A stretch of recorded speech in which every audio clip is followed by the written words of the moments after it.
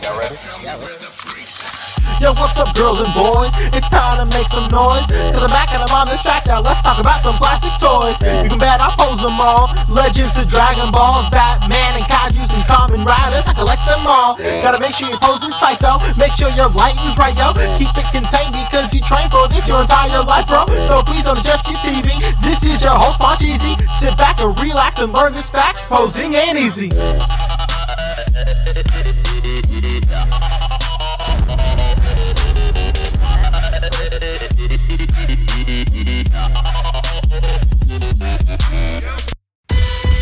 Man, I used to play the trap spot, propped on the block like I was part of the backdrop. Now it's scale, props, effects, and backdrops. The right lighting, you never catch me biting. Say you make it look so real when you pose the figures fighting. I caught lightning, stuck it in the detour. Replicate epic scenes from the Creed War. Compose pieces with artists that span the globe. Fearsome foes, Spidey in the picture perfect pose. Insert the comic book cutout to shoot a show. Oh, you ain't know? Yo, everybody know me. I made nerds cool nerd like my man Zobi. Took the everyday display, gave it a spark. Welcome to articulated comic book art.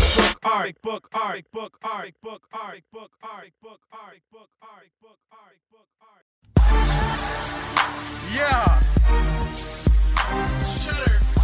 Yeah. My A.C.B.A niggas, you already know what the fuck it is. Man, I got toys mint on card. Yeah. Toys out of the box. Man, I got toys in my detox. Yeah. Catch me at the toy shops. Catch me at the toy shops. Catch me at the toy shops.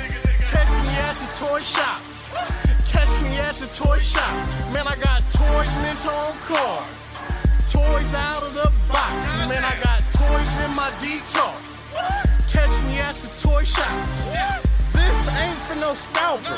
You a scalper? Then fuck out shit.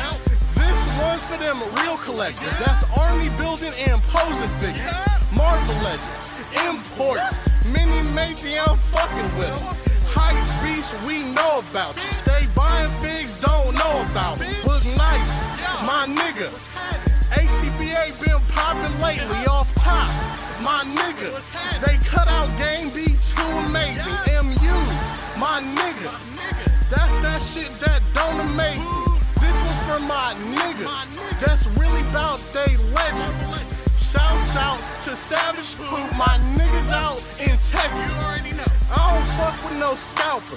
Nigga, fuck what you selling. I'm all up in the toy aisle. I'm kicking kids, I'm reckless. My nigga built Maruby on that Google chat straight flexing. Look, I pop the package, I smell it. Pop the package, I smell it.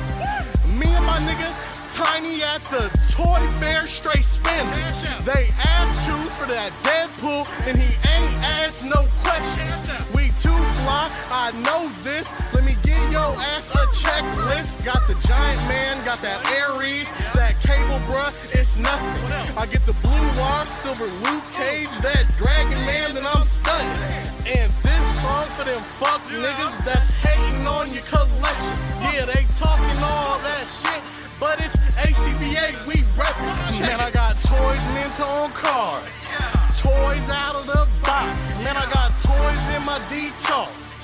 Catch me at the toy shops. Catch me at the toy shops. Catch me at the toy shops.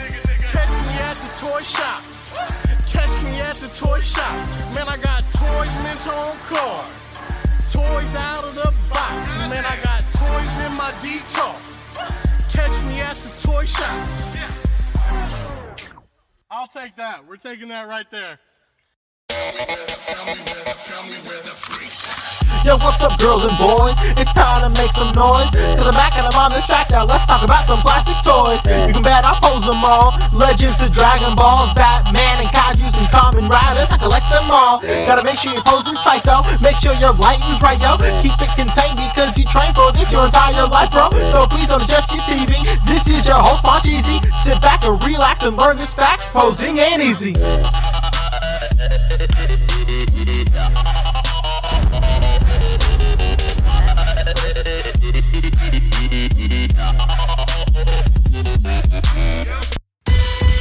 Man, I used to play the trap spot, propped on the block like I was part of the backdrop. Now it's scale, props, effects, and backdrops. The right lighting, you never catch me biting. Say you make it look so real when you pose the figures fighting. I caught lightning, stuck it in the detour. Replicate epic scenes from the Creed War. Compose pieces with artists that span the globe. Fearsome foes, Spidey in the picture perfect pose. Insert the comic book cut out to shoot a show. Oh, you ain't know? Yo, everybody know me. I made nerds cool, cool nerd like my man Zobi. Took the everyday display, gave it a spark. Welcome to articulated comic book art. Book art, book art, book art, book art, book art, book art, book art, book art, book art, book art, book art, book art.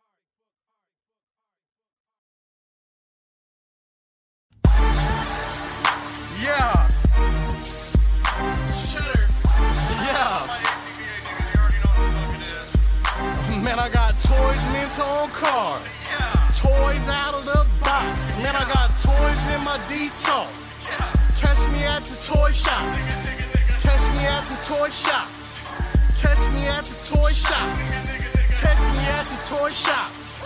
Catch me at the toy shops. Man, I got toys mint on card. Toys out of the box. Man, I got toys in my detox. Catch me at the toy shop. This ain't for no scalper. You a scalper? Then fuck out shit. This one's for them real collectors. That's army building and posing figures. Marvel Legends, imports, mini matey I'm fucking with. Hype beasts we know about you. Stay buying figs, don't know about me. Boog nice, my nigga. A.C.B.A. been popping lately off top. My nigga, they cut out game be too amazing. MUs, my nigga, that's that shit that don't amaze me. This was for my niggas, that's really about they legends. Shouts out to Savage Poop, my niggas out in Texas. I don't fuck with no scalper, nigga, fuck what you selling. I'm all up in the toy aisle, I'm kicking kids, I'm reckless. My nigga Bill Maruby on that Google chat straight flexing. Look, I pop the package, I smell it. Pop the package, I smell it. Me and my nigga Tiny at the toy fair straight spinning. They asked you for that Deadpool and he ain't asked no questions. We too fly, I know this. Let me give your ass a checklist. Got the Giant Man, got that Ares, that Cable bruh, it's nothing. I get the Blue Wire, Silver Luke Cage, that Dragon Man, then I'm stunning. And this song for them fuck niggas that's hating on your collection. Yeah, they talking all that shit, but it's A.C.B.A. we reppin'. Man, I got toys mint on card. Toys out of the box. Man, I got toys in my detox. Catch me at the toy shops. Catch me at the toy shops. Catch me at the toy shops. Catch me at the toy shops. Catch me at the toy shops. Man, I got toys mint on card. Toys out of the box. Man, I got toys in my detox. Catch me at the toy shops. I'll take that. We're taking that right. Y'all ready? Yeah, let's go. We are live, Boog. Oh, we are live. Yes, sir. We're officially back at it.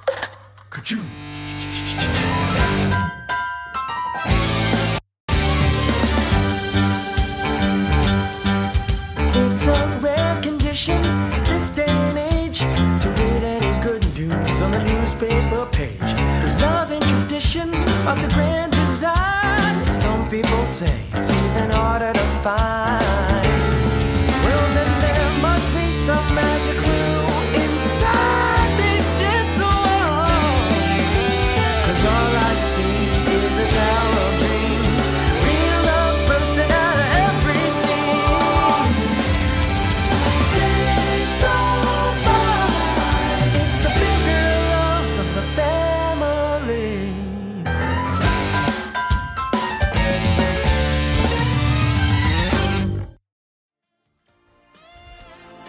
The Articulated Comic Book Art Podcast is recorded in front of a live virtual audience and is funded in part by viewers like you. Thank you.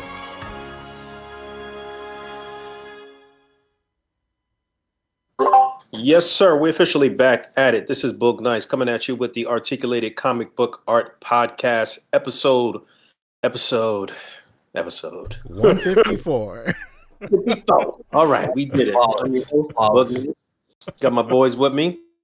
I forgot my boys' names too. Who are we? Pancheezy. Where are we? Where are we? Where are we? It's Saturday already? What the heck? Yep, that was a quick week. But yeah, Pancheezy's here. Fabster's here. Rick Dom will be joining us shortly. Good evening, fellas. How you guys doing tonight? Fantastic. Going Absolutely great, fantastic. as always. Yeah, the week went by so fast for me. On Thursday, I was like, man, I literally thought it was like Tuesday on Thursday. All of a sudden it was Friday, and I was like, oh shit, here we are. Let's go. Yeah, this was a quick week for me as well. What about you, Fabian? What'd you do this week? Anything exciting? It's the thick of summer, so days are getting longer, I guess, but we're on the tail end of it, starting to get shorter. So yeah, this week was quick, but pretty good one. So happy to be here. I think we had the longest day of the year a few days ago. If I feel like I remember seeing that somewhere. Word. The last really long sunlight day, basically, of the year. Yeah, Fabio, you remember that Hey Arnold episode where where Arnold tried to do all that shit on the longest day of summer? Who could forget? Look, did you watch Hey Arnold? I was just about to say, I'm glad you asked Fabio that because you know damn well I didn't watch that shit. That was how I knew anything about New York. Well, Hey Arnold supposedly is in Chicago, not New York. Oh, really? Oh, okay. Is it? I don't know. According to Twitter, who knows what? I mean, I know of it. You know, I could definitely picture the characters, little football head kid, right? Absolutely. Yeah, definitely. And a if show you're ahead getting of that its from time. Twitter, then that's correct, probably. Yeah. But yeah, anything funny you guys want to highlight from this past week? Oh, I got some real funny shit to share right now. Actually, literally and figuratively speaking, me and my wife have been watching American Monster. It's like a documentary series on like Discovery Plus or something. It's like it's just your average like crime drama, like reenactment show. They take like real life cases, reenact it on the show, and they have people like doing interviews and shit. Standard stuff, right? Like my wife is super into that stuff. And like I like watching all this stuff with her too. She's definitely more into it than I am. I'm definitely in the room just to like roast these people and like make her laugh and shit. It was so easy. The episode we watched 2 nights ago, it was a case. It was a case that happened in like 2017. This woman like hired like her gun trainer or something to like scope out her soon to be ex-husband's house with like a sniper rifle and take him out. He was there so long. He like took his shit in a towel and left it there. You know, my wife is bugging out in the bath, and like she is bugging out in the living room right now. Yo, he took a shit at the crime scene, and he left it there. That's all the real DNA story, they though, need. right? Yeah, exactly. It really happened, then, huh? Yeah, he must have been one of those dudes that was like, "Yo, you can get DNA from shit? Really? Like, there's no. Dude. How do you not know?" One man left a stool sample at the crime.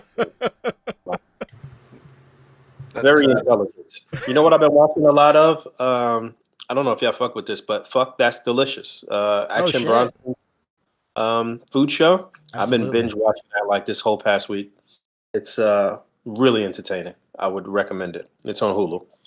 I mean, if we're talking TV already, then I just watched the new season. It's only 3 episodes, but so far the new season of Titans that just got released on the old HBO. You know, it's pretty good. I haven't watched any of that yet.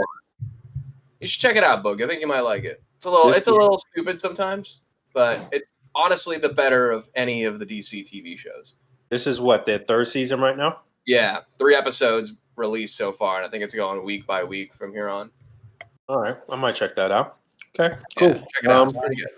Are we trying to actually get into our regular format after the change that we proclaimed that we were going to be making? So we're going to be Classic. moving a little quicker than usual this evening and just kind of laying back, just kicking back, doing our thing. So I know we do have a topic list. P, what we got going on? Yeah, today's top stories are Hasbro We're talking Street Humans just a little bit. We're doing Mezco, Storm, Third Party, and then maybe a little bit of Mattel, maybe a little bit of Tamashii Nations and Miscellaneous. And then, of course, we're going to be doing community highlights, what to grind on, maybe a little Q&A. And then in the after show, we're obviously talking pickups and then TV, film news, and, whatever else comes across the table. No doubt. I feel like it was something we were supposed to talk about last week in TV and film stuff. Is Suicide Squad. We yeah, Suicide Squad. We got to catch up on that. Plenty of time for people who have watched it by now. So we're going to unload on the spoilers. I'm sure plenty of people saw it more than one time by now. Come on. All right, cool. So Hasbro news. I don't know what happened this past week. What did happen? Refresh my memory. Marvel's first family, baby. Yes. Oh, that's right. We had all of the reveals. Are we sharing anything here? Yeah, Fabio's got it locked and loaded, baby. Excellent. All right. So, we had Fan First Monday. That's what it was. Monday, Fan First Monday, they revealed all of the individual single carded figures from the Fantastic Four retro carded wave, a wave that saw Dr. Doom come out like 7 years prior. Like, I don't know what the deal was. Yeah, and that he remained very easy to find. So I don't know if that's going to remain the case for too much longer. I was like totally confused when they started talking about Dr. Doom. I thought they were going to reissue him outside of the box in this wave, but it's just the same packaging. Basically, this was the lead out figure way out in advance, basically. Yeah. But Dr. Doom, if you didn't pick this guy up, I guess like Fabio said, he is still available. So this is Dr. Doom with the sort of like classic colors and the felty sort of cloak top part. I don't know what you would call that. Yeah, this doesn't have the interchangeable head that's like more modern from the other release, but you get like books and the nullifier and this little kind of half soft goods cloak thing, like a little collar piece. Fabio, do you feel like they're specifically speaking to you directly through the computer screen?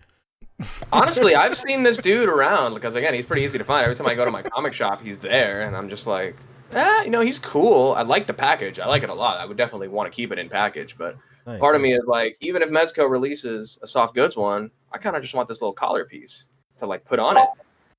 Yeah, I'm with you there. I would definitely. I still have this guy in a box. I haven't even opened it yet, so I didn't really plan on opening it. But I don't know, if I see something arise or something, I'm digging through the crates and see some old comic, and I want to do something with this guy, then I will. We already got these books and stuff, really, for the most part.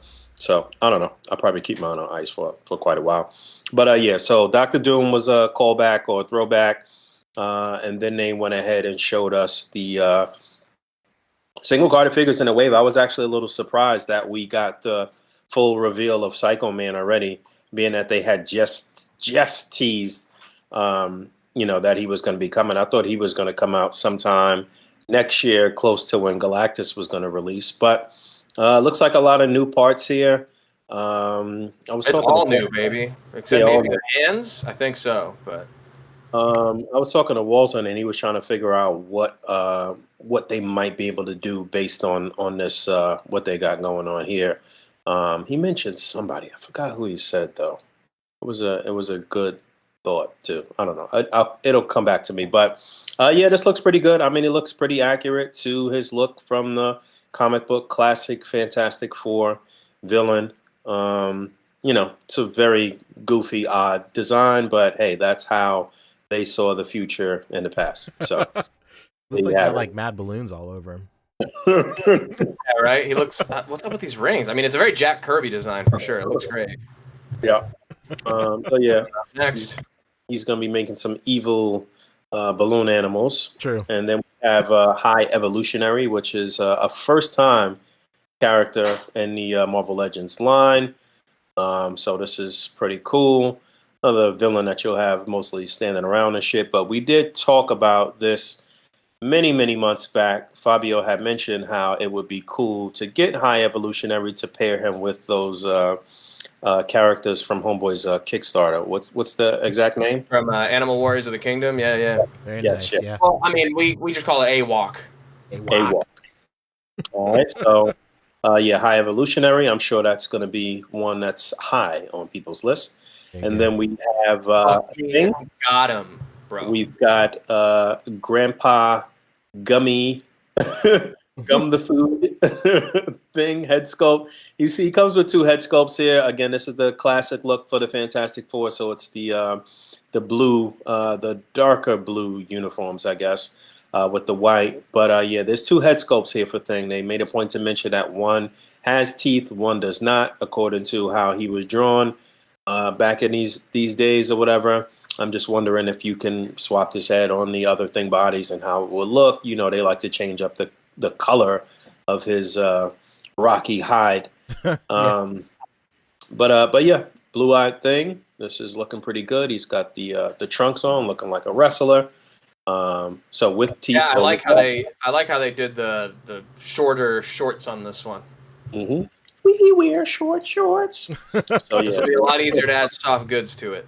Of course, the gears are always turning with you, folks. It is very easy to just throw some soft goods shorts over those, right? And then you don't have to spend $400 on a Mezco. Hey, you did it. Some people love the thrill. But yeah, he's looking pretty good. We got Mr. Speaking Fan. of throwing soft goods on it, I know. Here we go. Yeah, well, not quite soft goods. I'm pretty sure this lab jacket is like a rubber, but looks good. I like it. I like what they did here. For a second, I thought that you would only be able to take the arms off and put the like elongated arms on without it being like a. It's not even arms. It's just the hands, the fingers that are elongated here. Salad fingers looking ass over here. Basically, but dude, for real, salad fingers. I thought they had wow, that's a callback right there. It's that commercial, right? It's like some weird like viral video before memes were called memes. Yeah, it's some E-Mom's world shit. Yes. Yeah, I thought you wouldn't be able to swap his regular hands back onto him when he's like doesn't have the lab coat on at first, but I realized that you can just pop those hands off and put them on, so that's all good. I'm down with this. Good move. Decent head scope on Reed, and then we have fully flamed on Human Torch. That's Interesting here. I made a note to say, well, somebody in my comments when I put up a little update video had said, hey, this guy could double as the original Human Torch or Toro, one of those two from the Invaders. And I'll talk about that again shortly. Nice. So you're in for 3? Huh? So you're in for 3 then on this? Good. Yeah, I'm in for 3. And then finally, the last member of the Fantastic Four is Sue Storm, Invisible Woman, with quite possibly one of the worst head sculpts we've ever seen. Yeah. Literally, I could not wait till we got to this because this is the worst. From Marvel Legends, crazy. in this modern age, I'm really surprised that that somebody okayed this. It looks really bad. Yeah, speaking of Sue, Kevin Johnson hit us with 5 earlier. He said, I got 5 on it for the squad. Shout out to Sue Storm, the strobe light honey. Thank you, sir. Thank you, the Oh my god. Cheers. So yeah, everything Thanks, else, KJ. That's my man, KJ. Thank you, dude. everything else here looks fine. They got the shoulder rotated the wrong way there, though. Absolutely. I see. Yeah, that's going a little weird. I forget. She looks like this actress, but I forget like what role she's in. But I think it's gonna come back to the podcast. But she looks like the Wilson. the Butterface they cast in these movies. I saw a lot of memes, man. Yes. I saw Todd had posted one. Excuse me, Rectangular had posted one with her with a side by side with White Chicks, one of the Marlon. Oh my god! Very funny. This not look good. We're going to be waiting for all of the customizers to come out the woodworks with a better head sculpt. As far as the body goes, it looks good. I'm sure the team will look good together. And that is your full retro carded Fantastic Four wave. You got 6 figures here, 7 if you want to count Doom. This is not a Build-A-Figure wave. You are just picking these up just to kind of complete your classic team and grab 2 villains that we've never had in the line. And another thing to note is that these are 24, $1,999. So this is part of the price increase. I actually saw an article about Hasbro raising the prices across the board this past week too. I meant to share that in the group chat. I had to come back though because Warlocked 1992 in the chat completely nailed it. Exactly who I was thinking of. This is Renee Zellweger. That is exactly what it looks like. This is Bridget Jones right here. For sure, for sure. That underbite or overbite or whatever the fuck's going on, slack jaw. I don't know what's happening here, man. It looks nuts. It's a very like she's got a strong jawline too. On top strong of jaw, yeah, for sure. She gonna shoot a shit out of something and like I don't know. Yeah. But that's not all. There's variants. So we actually also have a ode to the past, something that we haven't had in a long time. A totally translucent Invisible Woman is going to come in a white box, similar to how Doctor Doom came originally. So that should be cool. Hopefully, this figure will not fall apart on us. Yep. Yeah. So same sculpt and everything, but you don't actually really have to look at that head sculpt too close, I guess. Yeah, it looks better on the head sculpt for sure. Actually, that looks different to me. Maybe I don't know. Is it the same? It looks better. That's the only reason in that it's not different. It's just better. Better. I love how you can see the 2 on the molding too, on her inner torso. See the pins right through here too. I mean, which is of course the nature of something like this. Yeah. But you know you gotta. This does have me interested though. Yeah, it's got me interested because you could do a little mix and matching and some swapping and have her like, semi-invisible and semi-tangible. That's a really good call, yeah. Swap the hands, the head, have a little fun with the two. Yep. So yeah, it's probably a must-own. Although no Build-A-Figure parts, I'm sure a lot of people are going to want to pick this up.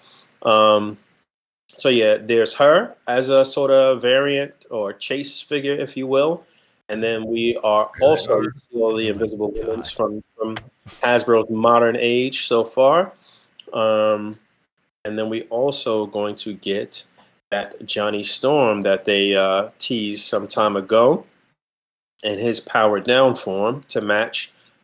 This body matches the fully flamed up version.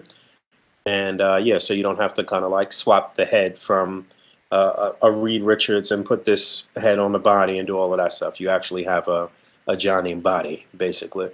And they even made mention in the live stream to how people were doing that with the original Reed and the Johnny head. So now they're like, look, now you don't have to do that, guys. And that's that. I think there may have been one additional thing. I'm not 100% sure. Yeah, they were showing the old bodies there. Update on Sentinel and then the 3-pack. Yes. Okay, so they updated us on Galactus, you mean? Yeah, well, Sentinel too, actually, but that's after this. Okay. And then they talked about this young lady and how we're going to get that little fire base, which is cool. Well, we're only going to get that fire base if we get to the stretch goal. They gave us the actual date for when the Undead Hand Ninjas go on sale. You guys were right about that. I didn't hear them mention that they were supposed to be the undead version originally, but yeah, there's that. And then we got news of finally figured out how we're going to get this cannonball in his legs. He's got a new blast effect, a powered down head, or a neutral head sculpt, as well as one for when he's blasting off. And his legs looking good. The classic outfit here. So I guess you might be able to mix and match and swap from the original version that we got. And we're going to get Domino. We saw her previously. The two of them were teased together, but again, a classic look, 90s Domino. Probably not the look that most people really want, myself included, but hey, it is what it is. She looks pretty good. And those shoulder pads, though, my God. I mean, that's the 90s, baby. Yeah, very powerful. Pouches and shoulder pads. And then threw us for a little loop here. We thought we were going to get Feral finally, but no, they went with Richter. So Richter is an original member of X-Force. I found the perfect head sculpt for me. Yeah, that's you. Looks just like you. Swap that on a Mezco body. There's Fabio. I mean, perfect. Absolutely. So yeah, Richter here, first time in the line, I believe. Yeah, first time in the Marvel Legends line, definitely in this outfit. Again, pouches, Yep. frillies, all types of shit. Long Frills, boots. baby. Fingerless This is gloves. Scarves. This is Pouches. a wild outfit right here. I love it. Look at these boots. These are the fucking J. Crews. Crazy. Put that man on a freaking runway somewhere in Milan. So yeah, he's looking fabulous. The hair's looking good. The boots looking good. This is going to be a 3-pack that also went up for pre-order on. I think this was exclusive to Hasbro Pulse, maybe if I'm not mistaken. And it was retailing for like $62 or something like that. So yeah, Hasbro had their Fan First Monday. They breezed through this stuff. I'm announcing here for the first time that I will actually be sitting down with the Hasbro crew this coming Monday. Let's so go. hopefully Monday in the evening, I'll have that interview up. I did have to submit my questions beforehand. I do want to talk about a lot about Galactus, and of course, I'll throw it up for a loop and throw some things in there that weren't part of my my questions that I turned in. Absolutely. Make it hurt. Yep. So that'll be that. We will see what happens, what information I could get out of them this coming Monday, which is the 16th, is it? Yes. 16th. 16th, yeah. 8/16/21. So yeah, they also showed this at the very end. Our internet detectives theorized that this is going to be a hand for Moreland.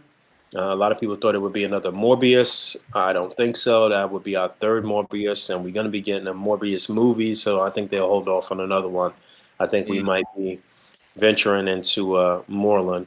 So a lot of speculation about the Spider-Man wave and this and that. I'll try to throw some questions in there about that, see what maybe I can get out of them. And that was that for Hasbro. The last thing for Hasbro is we all got an email, I think yesterday or today, saying, "Hey, Sentinel, he's coming end of September." Yes.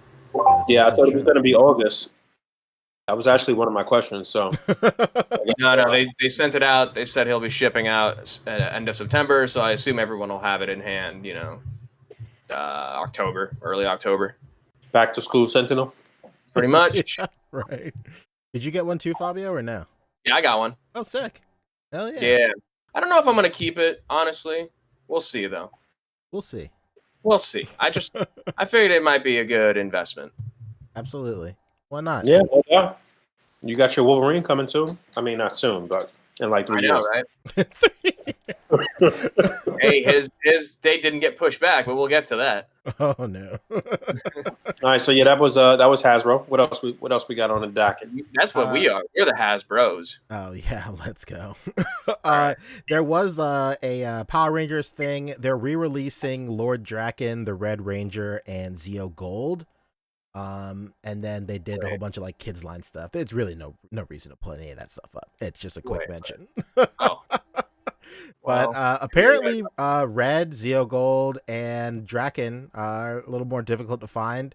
The aftermarket Draken really isn't that high, but Gold and Red, they're higher up there than retail. So it's cool that they're re-releasing it. They're kind of like biding time until their 100th figure release. They've been like kind of leaving breadcrumbs for the last couple of weeks, like building up hype to their 100th figure release.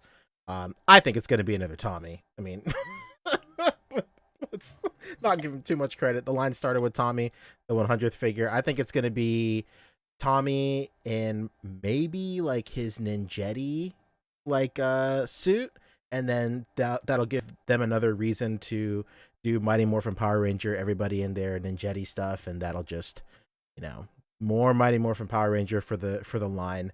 They're bread and butter. So yes. So hell yeah. So in case you didn't get a chance to grab these, now's your chance to get them again. So super sick. Hey, let me see that head sculpt again on the Black Ranger. Yeah. Who is that? Or who is that? He is a He is one of 3 brothers, and he's just some dude from a different planet. Like, it's just 90s nonsense, man. You know how it goes. I'm just looking at the head sculpt. That would make a pretty cool kind of goon. a good goon. Maybe a cool like Sub-Zero for Ultimate Mortal Kombat 3. That's Look at this cool. knee though. Yeah, They they need have a, knee. they need a knee consultant over there at Hasbro. Knee consultant. Yep. Before we head over to our next topic, we did have a couple of super chats. Bo Biggs, of course, the man, consistent legend, hit us with $20. Thank you so much, man. Big time ledge. Thank you, dude. Shout out to Bo Biggs. I think that he sent me a roadblock. Oh shit! Very Yeah. nice. So Roblox? No. Roblox in the Please. future. Please, no roadblock. Tim Smith hit us with 2. He said, "Much love. Catch y'all on the rerun." Of course. Bro, thank you. And then at the very beginning of the show, Lightspeed hit us with $5. He said, "Perfect timing. I was about to slap the shit out of someone at work. LMAO. Incredible."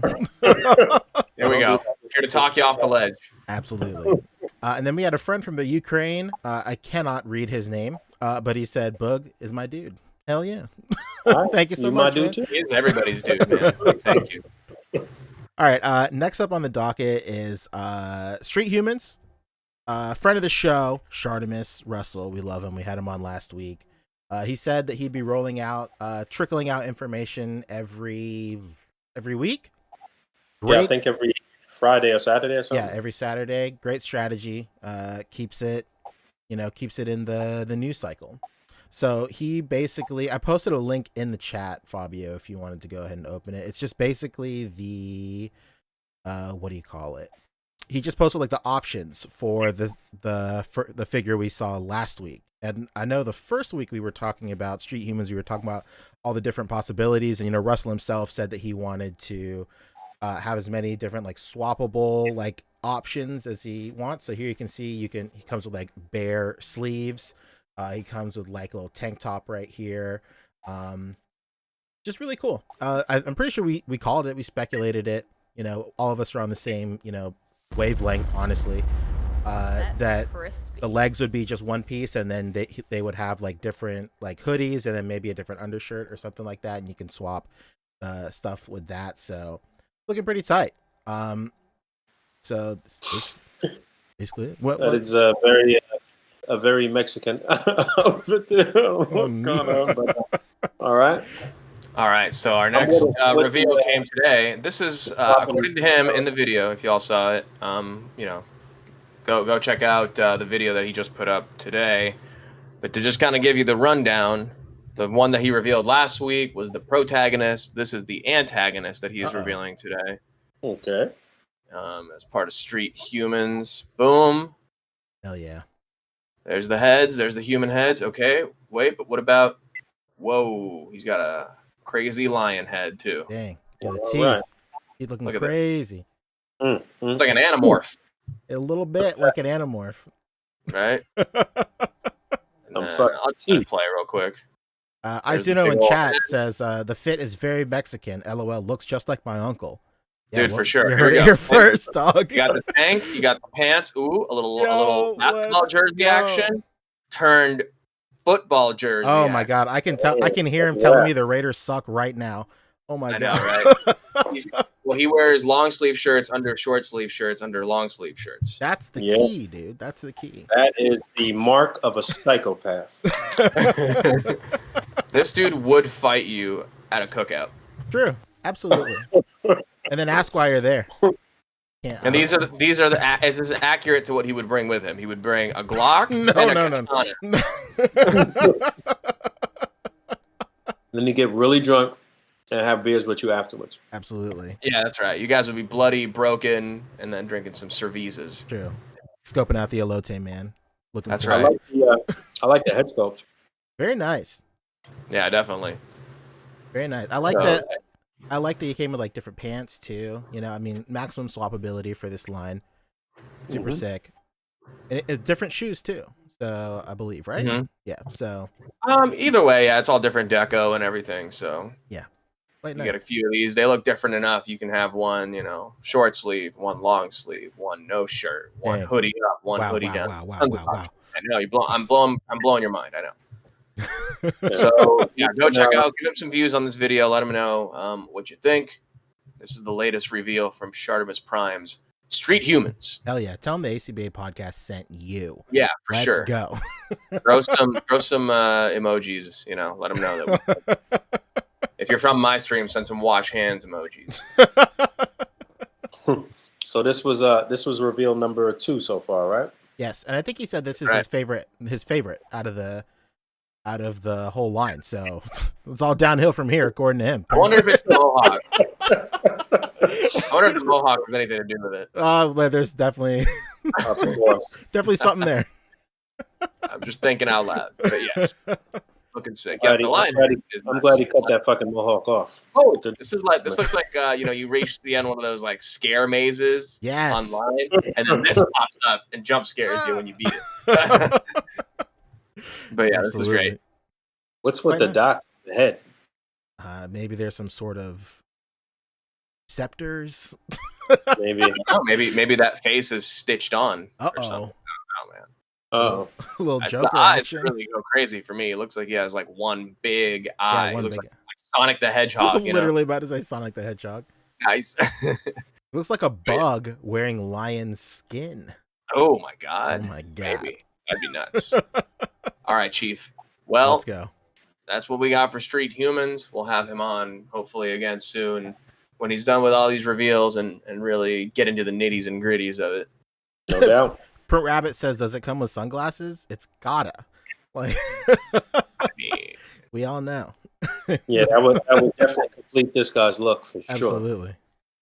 yeah. Yo, the first person to make a custom soft goods Foo's Gone Wild shirt is like the king. Like, I'm putting out the A.P.B. right now. That we need a Foo's Gone Wild to stick on his body for sure. Hell yeah! All right, cool. Yeah, that's Street Humans. Street Humans. Hell yeah! All Friend right, of the man. show, Russ, Shartimus Prime. Check him out. Yeah. Next up,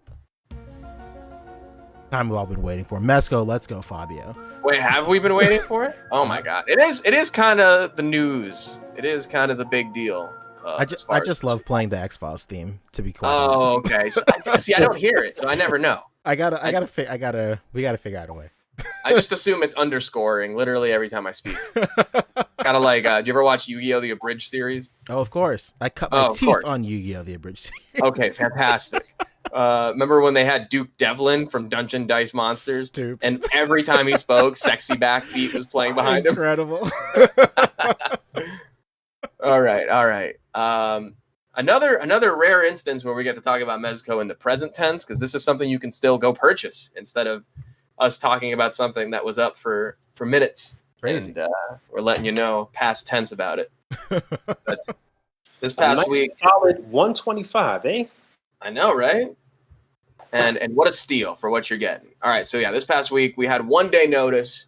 They let us know that Mr. Superman, as we first saw teased at Toys Fair back in February, would finally be up for pre-order the following day. It went up. It is Superman Man of Steel edition to differentiate it from the original 112 collector version. But basically, colloquially, it's Superman 2.0, just like they did with Wolverine. Now you're getting Superman, and he's got some improvements over the last version, some more classic elements, less mezcofication, more crazy accessories, bringing up that price tag to a more deluxe price. Yeah, But either as if way- it wasn't Deluxer already. I know, right? Which is crazy, because the original was like, what, $80 when it first came out? Something So, crazy. the price is getting up there, but it's not like you're getting definitely a lot more for it, for sure. So Yeah. for your troubles, you're getting a lot of stuff for this dude. I'm waiting to get there, but they've just got so many photos, showing off everything. Here we go. You get 7 interchangeable head portraits. Once again, you get that more classic look to him. It's the tampoed, like, vinyl chest emblem instead of like the raised thing that they did with the original. The belt has the loops. It's basically that Christopher Reeve body and suit design, True. just a little more. It's a different belt, but and different Imagine chest as and if stuff. they consulted Dallas himself. Honestly, this came out of the incurable collector's dreams for Absolutely. sure. You get 7 interchangeable head portraits, including one that has the heat vision, which is, you know, I'm pretty sure is its own head that has the heat vision. It's not the heat vision that comes like from the body like we had with like Cyclops or Cable. Mm-hmm. This is, I think, being called out specifically as a head portrait with the heat vision built in, which they've already done with like Gomez figures. So it makes sense that they can finally do it with these boys. It's a variety of different expressions here, kind of like a neutral one. You get an angry scowl, you get a stern kind of look, you get a light smile here on this one, and then kind of an open mouth, kind of shock. Did the first one have a smiling portrait or no? No, it was pretty neutral. Okay. And then the only other head was a heat vision head. Yeah, shout out to A1 Groundwalker. Every time that there is A1 Groundwalker and Finn Dietz, whenever there's a Superman figure that comes out, they clamor for a smiling head. And if there's no smiling head, there's no buy. So, it's true. And that's one of the fair criticisms for this too, because you have kind of a smirk, or not even a smirk, more of a, you know, a non-teethy smile, but people want that toothy grin. You know what I mean? Yeah, I don't know why they didn't just go all out. Maybe because they was a little bashful about the Wolverine head sculpt they did before. I don't know. I mean, they've done better smiles since, and like even the teeth on some of the later or earlier or more, you know, latest releases have been better than any of those other ones. But like, for sure, really all you had to do was widen the like teeth gritted version and raised his eyebrows, and he would have had a perfect smile right there.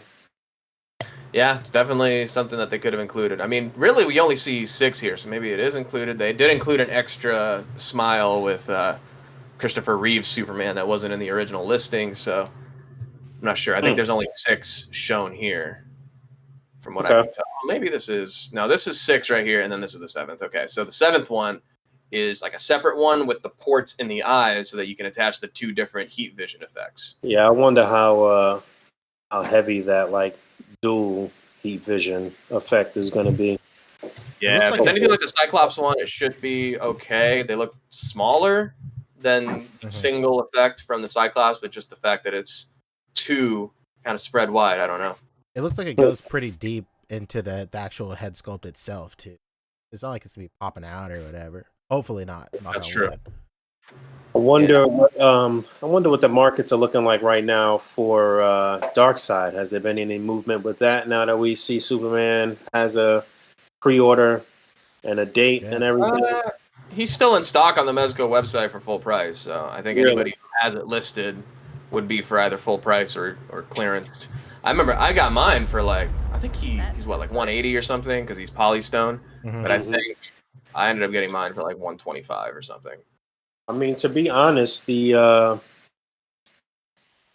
think that the Darkseid actually came out a little better than Thanos. I think so too. Yeah. I mean, like, it seems like a Fabergé egg to handle, but still.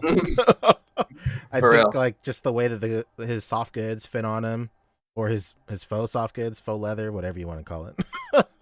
I guess they're soft goods, but the way all that fits on him, Thanos just looks like a teenager wearing his dad's suit to court or some shit like that. It looks like he was wearing like the time travel suit, and then when he came back, he was like slightly younger, and the suit was too big for him. Yeah, and he shit himself. Yeah, right. I shitted. Yeah, I cannot. Yeah, to bring it back, I laughed for like 5 straight minutes in that documentary, and that guy said that he shit himself. Look at shit. No way to fucking off this guy. Dedicated to his craft, I guess. Dude, I was it just reminded me, I was watching that show You forever ago, the one about like the weird like stalker. It's on Netflix. But there's an episode, and there's already like comparisons to how much that dude looks like Dennis from Always Sunny. But there's literally an episode where he gets like trapped in somebody's house. Stupid. Just like in Always Sunny. And then he has to like piss in a jar, and then he does that. He just leaves it there, and he gets identified through this jar of piss that he leaves at the crime scene. Leaves it there. Amazing. Incredible. So it's good to know that, you know, it's not quite so unbelievable. True. Yeah, I was looking at the when you guys were talking about smiling head sculpts for this Superman, I was looking frantically looking for the Destro portrait. Could you imagine if someone just painted that and stuck some hair on it and threw it on the Superman? I'd lose my mind. Yeah, there's been some weird complaints about this guy saying like, Really? oh, he looks too much like the Wolverine head sculpt, so I can't get it. What? Oh my god. That's not all. I mean, this is just the figure, right? The interchangeable heads and hands, but then we're getting into the accessories. You get a Black Mercy creature, that attaches to Superman's chest. You get the Starro, very timely, that can attach to the figure's face. And it actually says in the actual copy that it could attach to most 112 figures. So you could have this on all your superheroes. It'd be nice if it came with a few of them, but yeah. Yeah, I was just about to say that. They should have put like 4 of them in there. Yeah, at least 4 or 5. So you just put them on the rest of the league. That'd be crazy. That would be crazy. You know that I would not be surprised if McFarlane comes out with some type of Starro. I mean, obviously it wouldn't really be to scale. I mean, I guess it could be to the original, but I wouldn't be surprised. And then you got a Phantom Zone projector.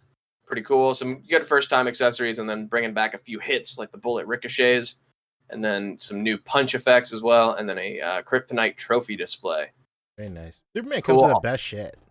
Yeah, he comes with a lot of stuff, man. And it's cool that it's different than the first release. So if you have that first release, you're not doubling up on any of the accessories either. Very true. Cool. There's the Heat Vision again, and then the base that we all know and love. Cool, man. So still up for pre-order, $125.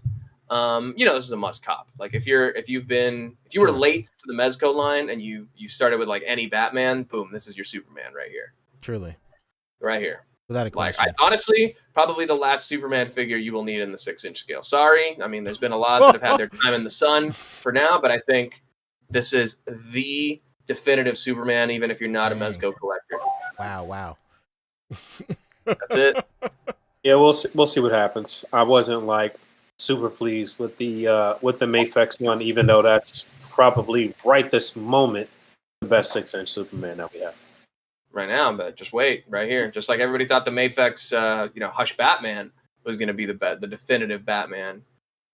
So how long before they announce sort of like classic sort of comic Batman to go along with the Superman? Muted. You're muted, bro. Oh, sorry. That would be cool. But more than anything, I think there's people who want to see a Flash redone right here. Could this be a little hint of that, Hopefully. Yeah.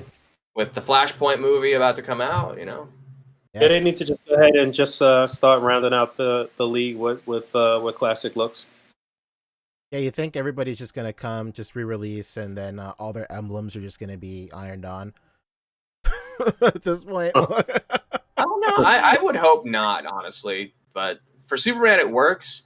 But Batman, I like that they've done these raised emblems. And honestly, I don't mind Batman's being raised. Yeah. So I'm honestly surprised they didn't just reuse. They redid the suit, but they didn't just reuse the raised emblem from Superman. But either way, this is literally what people wanted. So true. Here it is. All right, so we'll see this in 2023. Hopefully. Yeah, May to July 2022. So let's go ahead and call that August to October 22. Maybe even into December. We'll see. A lot of delays. Yeah, I'm being funny, but it really might be January of 2023. Yeah, we'll see, man. Shit's about to shut down again. Fall plans are about to change, as if you've seen the memes. So that Starro is the fall plans. Yeah. There you go. Yeah, that looks really cool, man. They should have put 3 or 4 of those in there. What was cool. it? You know what they're gonna do? They're gonna put a bunch in with somebody we don't give a fuck about. Yeah, yeah, for sure. Or maybe they'll do a DC accessory pack or something at some point. That would be sick. That's not a bad idea. Yeah, right? I want to put it past them. Like a Suicide Squad themed Starro pack also to capitalize on Suicide Squad. Yeah. Oh, speaking of which, I got the Baker's Dozen thing. No, not the Baker's Dozen. The the clothing expansion pack, even though it's not for me, but it did come this past week though. Yeah, did you open it, or are you not gonna open it? No. It wasn't for me. I ordered it for somebody else. So yeah, literally just looked at the box and put it in another box and shipped it up. It's on its way to its destination. So. So yeah, that was a bit of a thing. If you watch my channel, we talked about it a little bit last week too, and this week on my stream. It's there was that whole issue with the Baker's Dozens being recalled, right? Yes. But as it turns out, it didn't seem like it was a widespread like shipping issue. Like it wasn't like a bunch of orders were mispacked. Mm-hmm. It seemed like just a few of the people who got it early that got that extra stuff were just like mislabeled orders, because more than anything, it seemed like a lot of people were just getting their Baker's Dozen sets if they were, missing, or if they made it out just before the recall and their stuff arrived to them. They were more often than not correct. So it could have just been a few that were mispacked early on, but I got mine and it was just my Baker's Dozen set. It didn't have my soft goods or my skulls like I thought it would. Waiting for my soft goods to come next month, or next week. Sorry. So yeah, that's it for the Mez Daddies. Dang! Wow! Hell yeah! Very nice. For sure. Next up is. Other than that, I guess the last order of business is just like, if you follow my stream and my channel, you also saw like the shipping updates. That's really the only other thing. A bunch of stuff got pushed back. But if you want more details, go to the A.C.B.A. podcast Instagram to see that we posted. Absolutely. Yeah, you put a whole graphic together and stuff, huh? Yeah. Very nice. And Wolverine will be in there pretty soon as well. A lot of stuff about the ship in August, but some stuff that was like on top of that was pushed back, which is kind of good. But Wolverine should be closer to October, I would say. Speaking of 2.0s. All right, what else we got?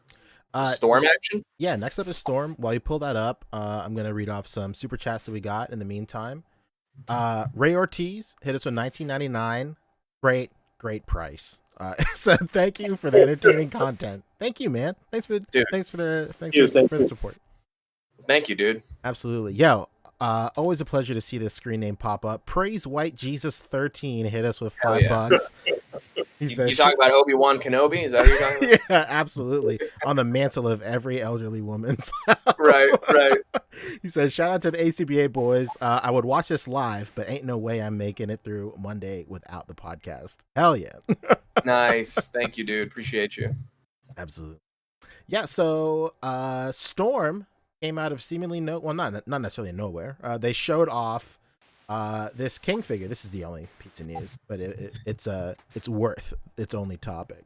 Oh, it's a hefty piece of news. That is a beefy figure. Pause. Yeah, he is huge. Massive. Absolutely massive. Pause. But yeah, man, they showed off a prototype a couple of weeks ago. Maybe months at this point. I don't know. This whole year. Who knows what's going on this year?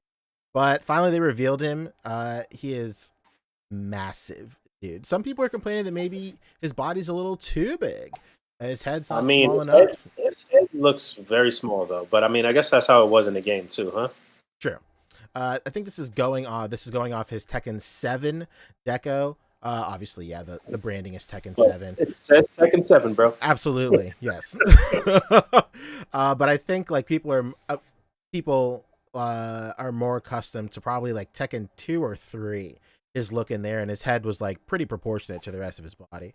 But in Tekken 7, he definitely does look like this. From this angle, it looks really great. But yeah, man, looks super sick. It is expensive too. How much they want? Storm collectibles usually go for $80. This is a cool 100, man. And then in some places it's over 100 based on like which retailer you're going with. I've seen it go for as much as 125. So I mean, look at that in comparison to the Mezco Superman that we just looked at. Sure. Right? 100 for this, for $25 more. I mean, Well, I'm also, pretty sure all the accessories you get with Superman are worth $25 more than this. well, it's not a competition. First of all, it's not a race. Excuse me. I thought we were all pulling up to the urinals together. So yes, it is a competition. But to be fair, this is probably the price point is more in line with Storm Collectibles, like giant figures, like their Zangiefs, or not necessarily as big as like Goro, but I remember Zangief was like was about $1 bill as well. Yeah. So it's fair. He's like definitely way larger than your Ryus and your Scorpions and your Sub-Zeros and stuff like that. How many Tekken characters have they done so far? Have they really run through the line like that? I don't know. I can't really remember. I'm not 100% sure. Let's take a look. They've done Jin, they've done Kazuya, and that's about it. Okay. That's it. So 3 dudes. And these are the top 3. I mean, you could argue like Eddie Goro. I don't think anybody's clamoring for Paul, but there's probably some Paul fans out there. Who knows? But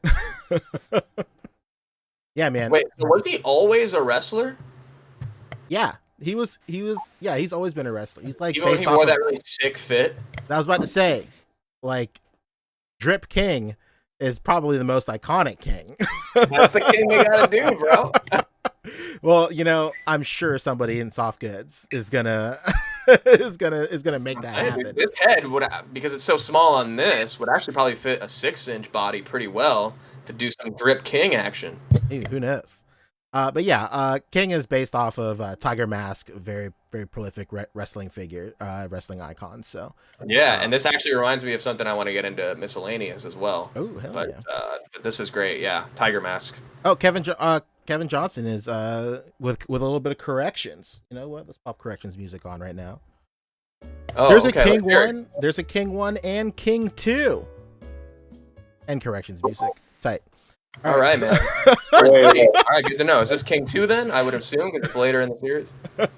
You meant as far as just the design, not from Storm. This is the first. Yeah. Oh, got it. Yes.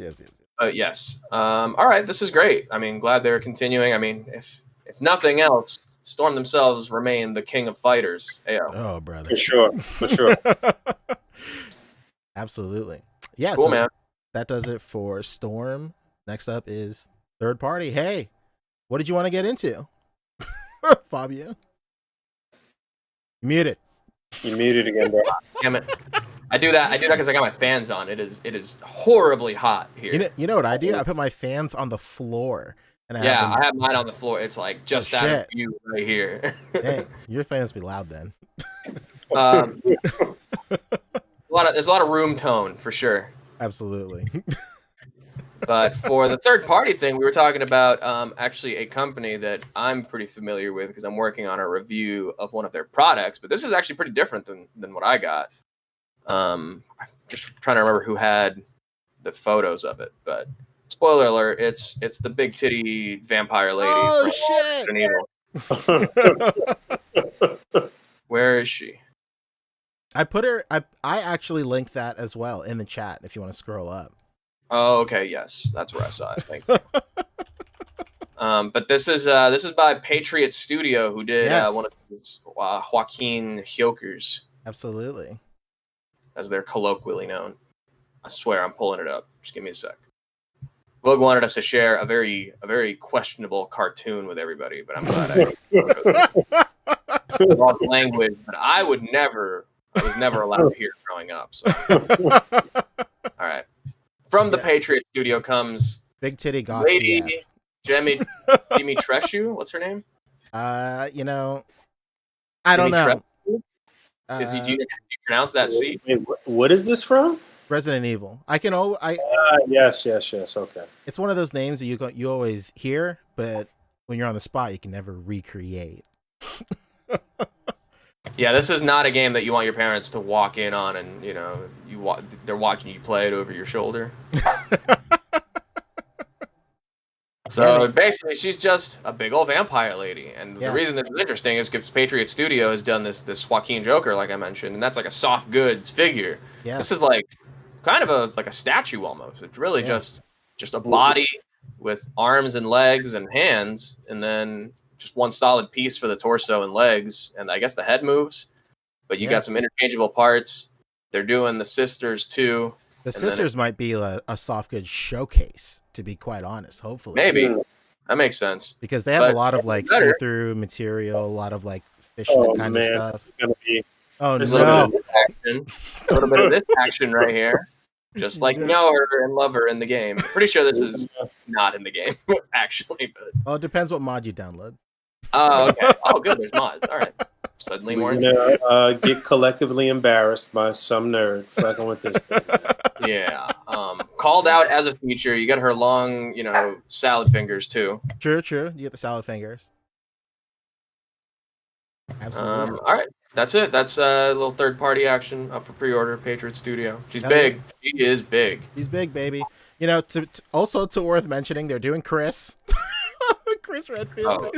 Is there other characters pictured right here? Yeah. Aside from her and her dump truck ass, there are more characters in the game. Believe it or not. Oh my god. But yeah, they're doing Chris. This is like when I went to my friend's house and they're playing Dead or Alive, the fighting game, and I'm like, what the hell? I thought you just played beach volleyball here. Oh my god. Yeah. This woman I dated when we were she would love that game. She would play that game all the time, like just straight Dead or Alive Extreme Beach Volleyball too. Beach volleyball. Beach volleyball 1 back in the day. I don't think 2 was out back then. Well, that was just to illustrate that this was a running series. Absolutely. So yeah, man. Hey, great game. Beach volleyball 2. Check it out. Great mini games. Good stuff. Yeah, this company, Patriot Studios is doing a whole bunch of really cool like Resident Evil stuff. They're doing Chris, they're doing Clay Redfield, I believe, as well. Nemesis is coming out too. They're doing a whole bunch of stuff, and we're gonna try and cover a little bit more third party on the show as well, in the future too. So hell yeah! Hey, this is figure of the year last year. AliExpress Joker. Shout out to the A.C.B.A Discord. This is a good one. Well, there was a few of them. The Patriot True. Studio, I think, proved itself to be the better of all of these 1/12 scale soft good third party Jokers. Yes, quite. Probably not the most accessories, but as far as like how the quality of the soft goods and the head portraits that it does, I think this turned out to be the better one. But stay tuned to my channel and subscribe because I will be doing a review of this very soon. It looks like they won 114 for King on Big Bad Toy Store. Just, nice. Not bad.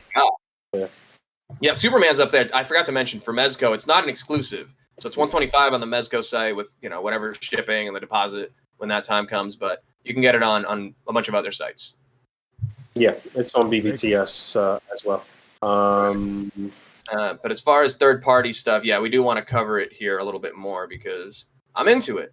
Yeah. They do a lot of good stuff. The thing I wanted to cover is actually on this site too. It's the which one? It's the Zamasu. Scroll back. Not like just These guys here. Yeah. No. You just had it up a second ago. There it is in the middle. Yeah. Yeah. So Demoniacal Fit, the Render Kings once again are releasing an actual figure. Who'd have thought? And it's Zamasu. This was a. Not only a Tamashii web exclusive. This got everybody super pressed. Not only Tamashii web exclusive. P Bandai rolled out the red carpet with this. I think this was their debut figure for P Bandai, and it was a P Bandai US exclusive. So, I think we've said it on the show here before, but like the way P Bandai exclusives and Tamashii web exclusives is pretty confusing. Everything is a Tamashii web exclusive, which just means that they'll print it once, they'll take pre-orders for it, and they'll print it once. This is period. And then the only way you could pre-order it back in the day was through the Japanese P Bandai website. But now America has its own P Bandai website, so anytime that there's a Tamashii web exclusive, it's also a P Bandai exclusive because that's the only place you can buy it is pbandai.com. Which is America's version of the pre-order, website for all these Tamashii web exclusives. Anyway, so people are kind of a little pressed because not only was he a U.S. exclusive, he was locked behind a website. And then if you weren't in the U.S., you weren't able to get them. Demoniacal Fit said no, hold our beer, and they basically just did what they do, steal molds, whatever they do. I don't know what they whatever they do over there, but Whoa! They just found these molds. True, yeah. Well, they had a talented artist recreate it, I'm sure, and all we know is that the molds went missing. Suddenly, there were figures. Yeah, they appear, and it is what it is. This gray area in the middle, who knows? Whatever. But if you want to head back over to where they have the full spread of accessories, this is actually a little bit more bang for your buck than the official one, because in this one, if you want to scroll back to where it has the picture of all the accessories, Fabio, real quick. This one actually comes with way more shit. Not way more shit, but like it comes with Goku Black parts right here. It comes with like a little neck, a neck piece that gives him like a flesh, like a Goku flesh tone neck. What does that neck do? Who knows? That's exactly what it does. It comes with 2 Goku Black fists, and of course like a portrait for Goku Black, whereas the original official one only comes with Zamasu portraits. And this is pretty tight, man. This is like, I think this is the space Demoniacal Fit operates the best, and is almost like their calling. Like especially with this line, once these figures are gone, they're gone, and the aftermarket is nuts. And for people like for characters like Zamasu, where it's very like valuable to get multiples, because like not only did Zamasu appear like this, but Goku Black appears in this outfit when he first appears as well. And then also like other like Elder Kais are in this outfit, like Gawasu is in this outfit as well. So when the official version came out, I picked up 2 because I want to do like a head swap with a Gawasu. But like instead of dropping like mad bread on like official products or whatever, if Demoniacal Fit wants to slither into this little pocket of gray area and just release like hard to find figures in their own mold or whatever, 100% official original mold, do not steal, then that's basically where they operate the best. So this is pretty tight, pretty cool to see from them. And yeah, if you missed out on Zamasu, this is a great way to go ahead and grab them for a little bit, for around the same price, maybe a little bit less depending on where you're buying from, and it comes with a Goku Black portrait. So win-win, man. Hell yeah. I'm down with that. People in chat are asking if is 5K Toys a trusted site. Absolutely. 5K Toys, I've ordered from them before.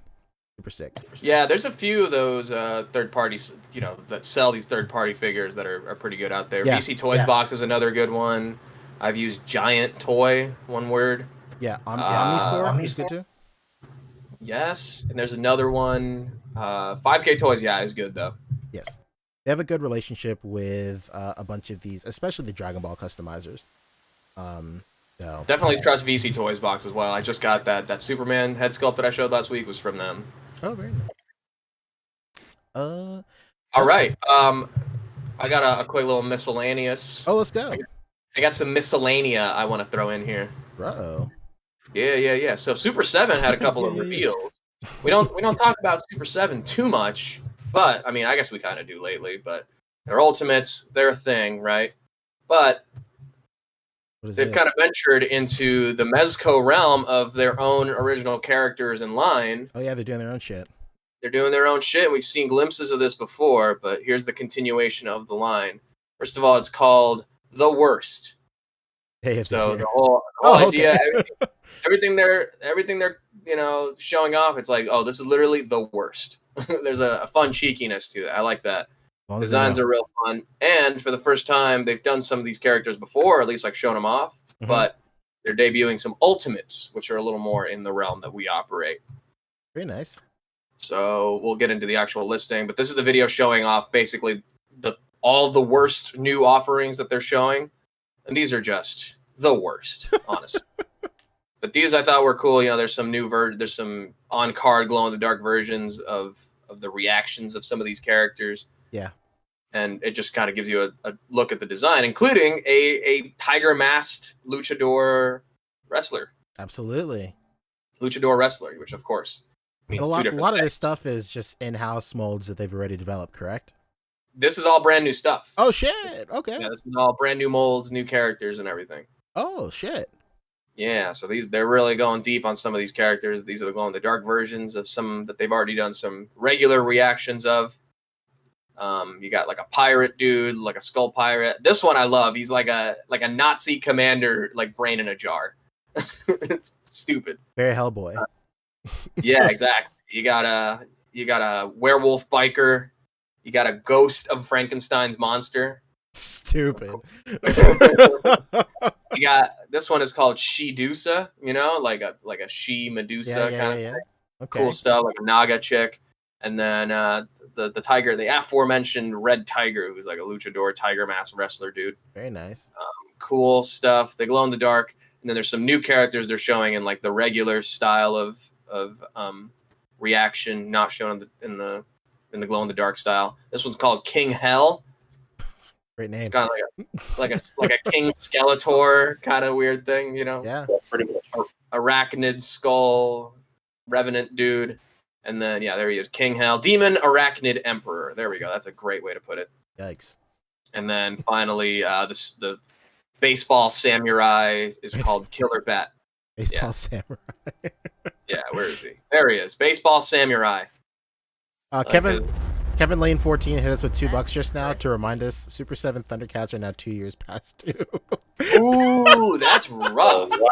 Man, That's crazy. okay. Yeah. We're getting there with Michael Keaton actually for Mezco. Oh If man. they push it back anymore, it'll be 2 years because that was Oh, pre-ordered January.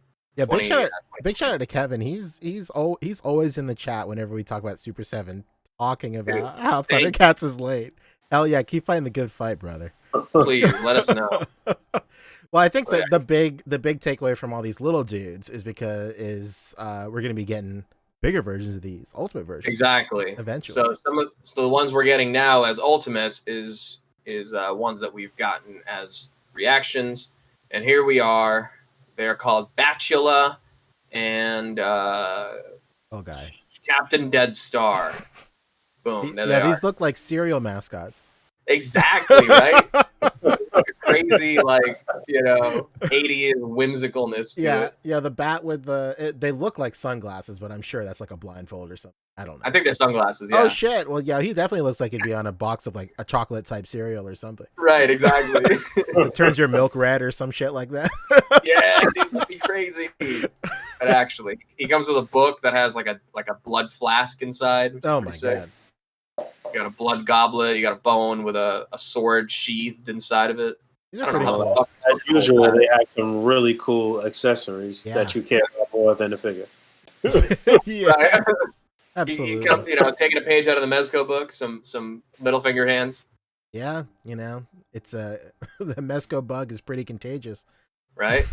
And they have these are renders here, but the actual figures they've shown have soft goods capes, done Cool. of course by CJ Essam. These are very sick. nice. Honestly, I really dig these original designs. I think these are well executed figures. You know the fact what that they're 7-inch scale and fully sculpted, other than the soft goods. Bro, taped, these are Power Ranger villains, dude. for sure. Absolutely, these are like Power Ranger villain stand-ins. Yeah. Yo, these are you know what these glasses are? These are Nicolas Cage and Kiss of the Vampire glasses. Stupid, yeah, they sure are. But actually, no, I think this is a direct reference to that. Oh, that's pretty smart, yeah. This is pretty hilarious. Yeah, I was gonna say, when it comes to Super 7, my biggest gripe with Super 7 figures, especially these Ultimates, is I already have a version of these figures at a $20 price point. It's so hard to convince myself to drop the extra $30 on just sick accessories. But when it comes to this specifically, if it's cool original characters, that $50 price point is a little easier to swallow. They could honestly just put out cool accessory packs and sell them shits for $30 and people would buy that shit. Definitely could.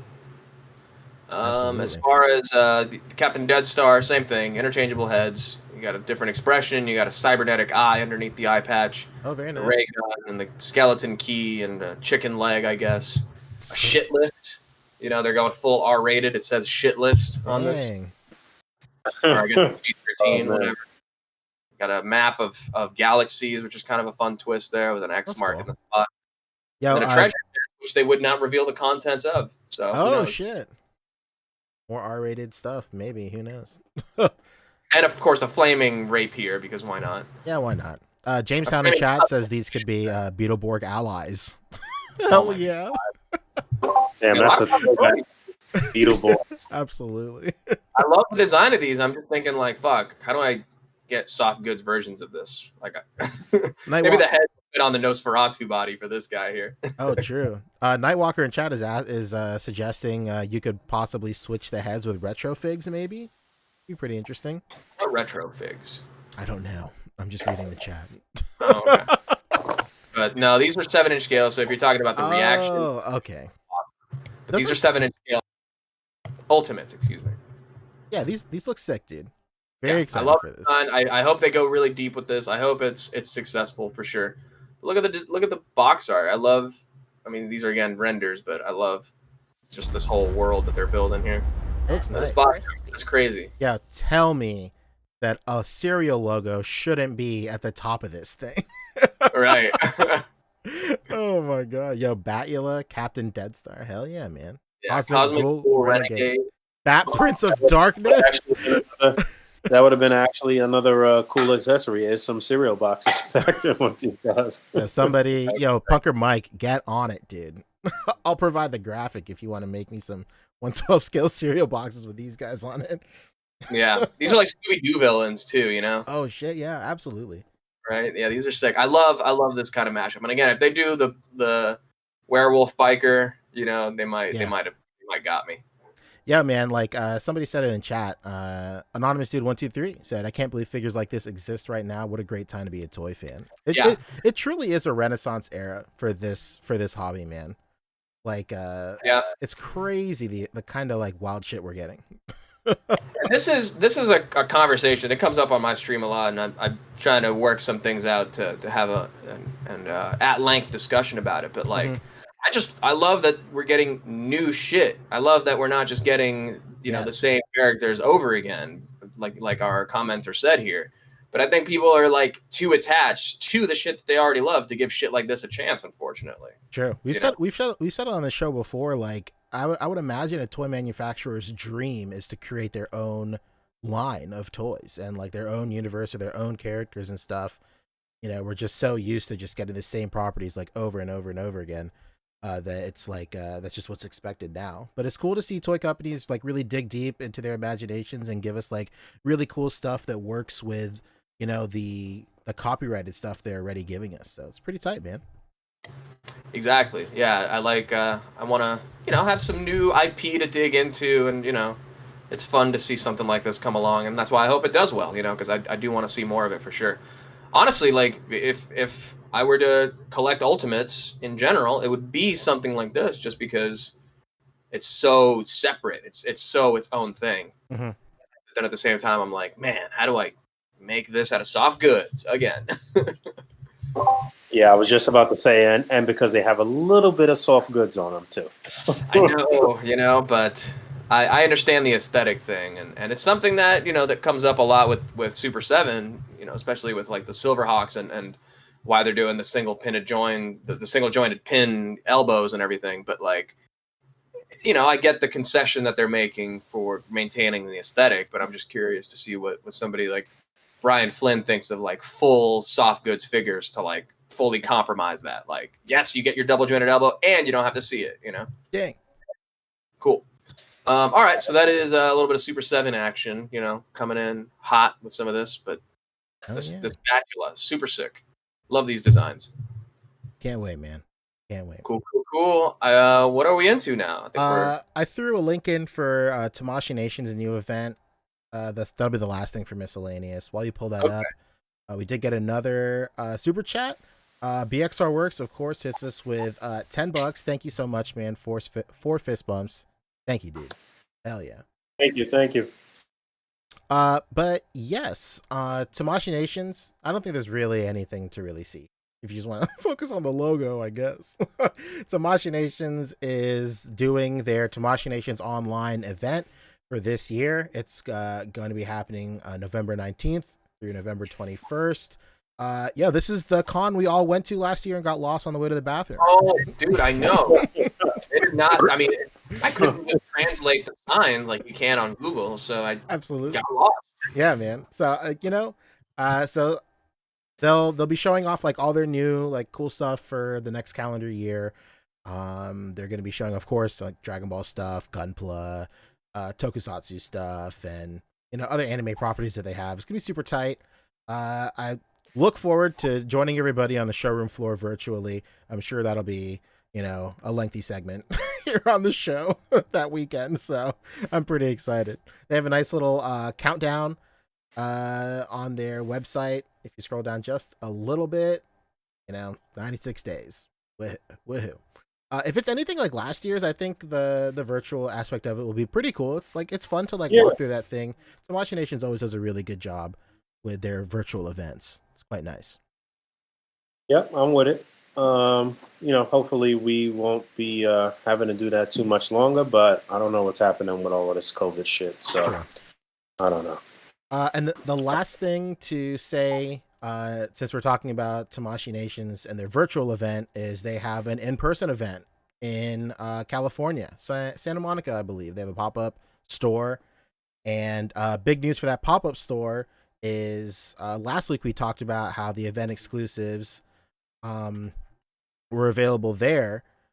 Event exclusives from last year are available there. So like your 17, 18, and your signed Goku is available at the pop-up shop in Santa Monica. It used to be 2 per person earlier in the week. Yeah, those things went fast. And now it's 1 per person. But it just goes to show that, like, with these event exclusives, they always have shit in the back, man. They always have like extra stock that they're gonna bring to other events and stuff. People like, they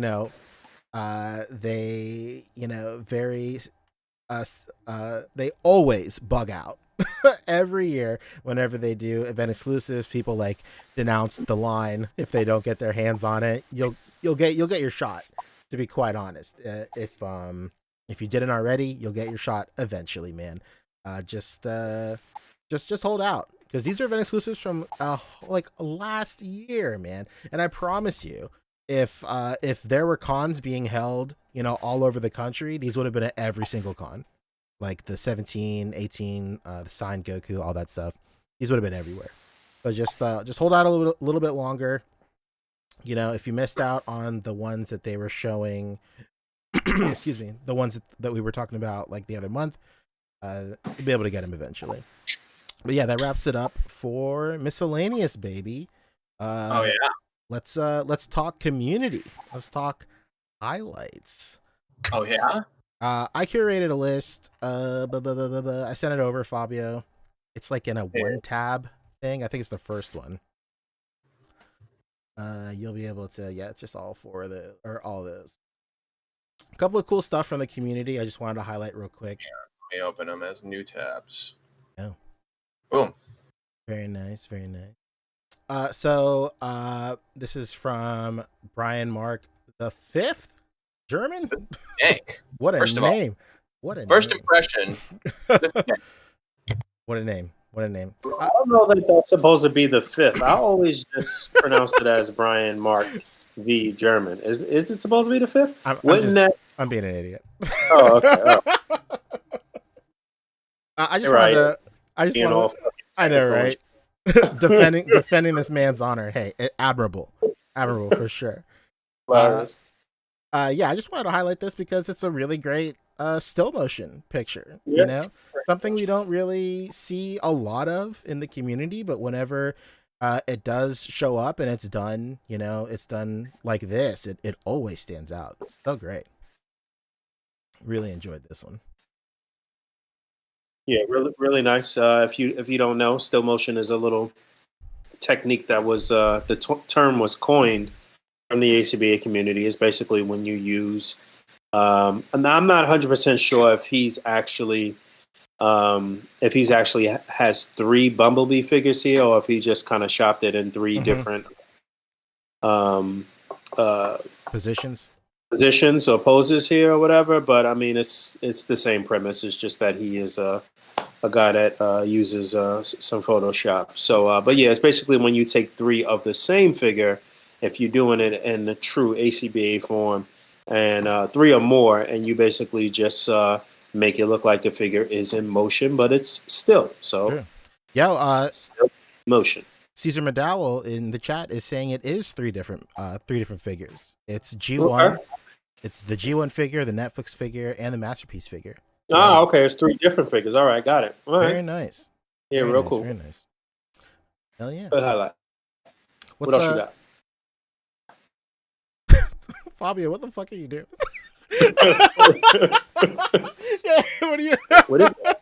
Oh, yeah, makeshift G.I. Joe. Oh my god. Yo, move on to the next picture. Incredible. This one right here is Daniel. Oh, my bad. I've been muted Goulart. this whole time. Daniel Goulart. Very nice. I wanted to highlight this one because it's stellar prop work, dude. Very nice. I know we talk about how sometimes people like throw in a lot of shit, like you famously put it the other week, Boog. Stop putting cats, rats, and birds in all your shit. I'm sure there was room in here for, you know, a couple of rodents or something, but he held strong, pretty reserved about it, and it's just nice prop work, man. Very nice. Yeah, it's cool, and it's basically a shot based on a panel or a splash page or something from a comic book. He does have some inspiration directly from the comic book here, so yeah, really nice. I saw this too. I actually meant to hit like on it in the group. Oh, very nice, very nice. Yeah. Yeah, I'll do it for both of us. Boom. All right. Good stuff. What's that next one? Oh, yeah. I want to do this one because Yeah, I really like this one too. I scrolled through it the other day, and I was like, who is this? Which one of my friends is this? And then I saw that it was an A.C.B.A, and I was like, why are they posting this in A.C.B.A? And I was like, oh shit, it's a Fison body. Incredible. This is really good. This is like a really great like masterclass of like mood lighting.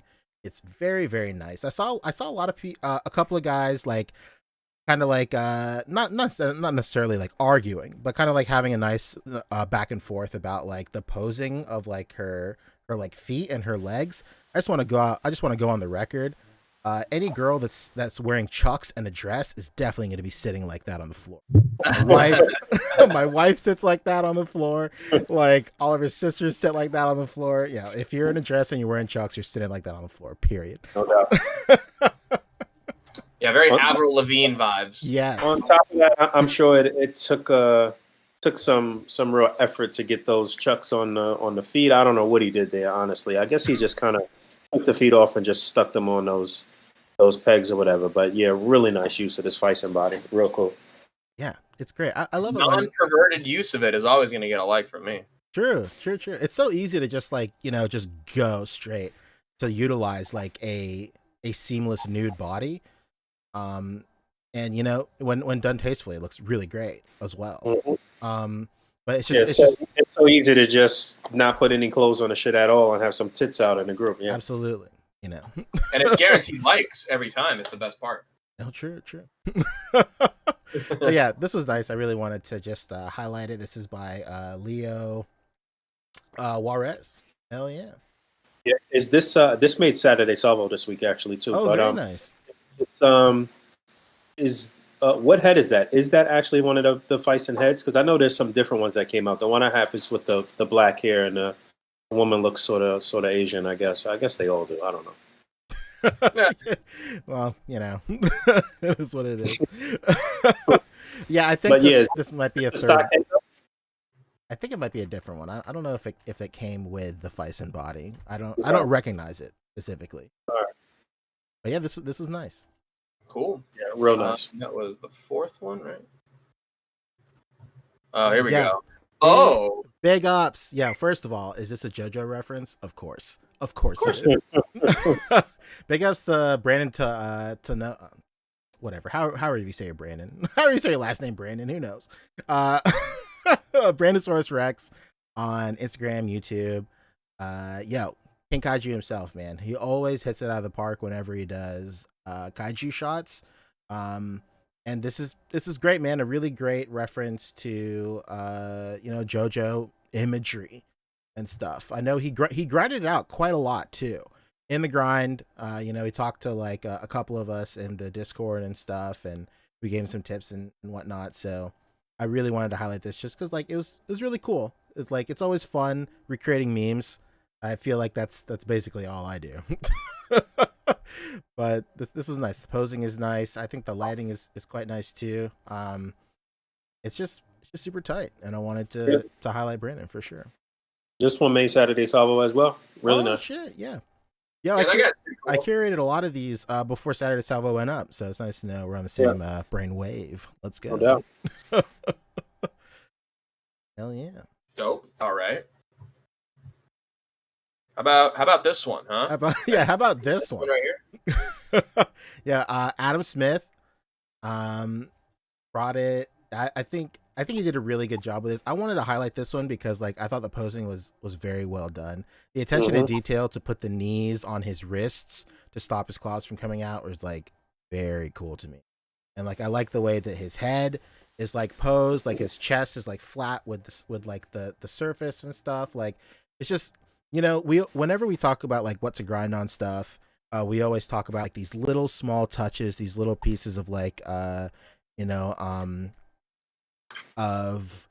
just like little storytelling, world building. Yeah, I don't know what I'm trying to say. Little TLC. I know what you're trying to say.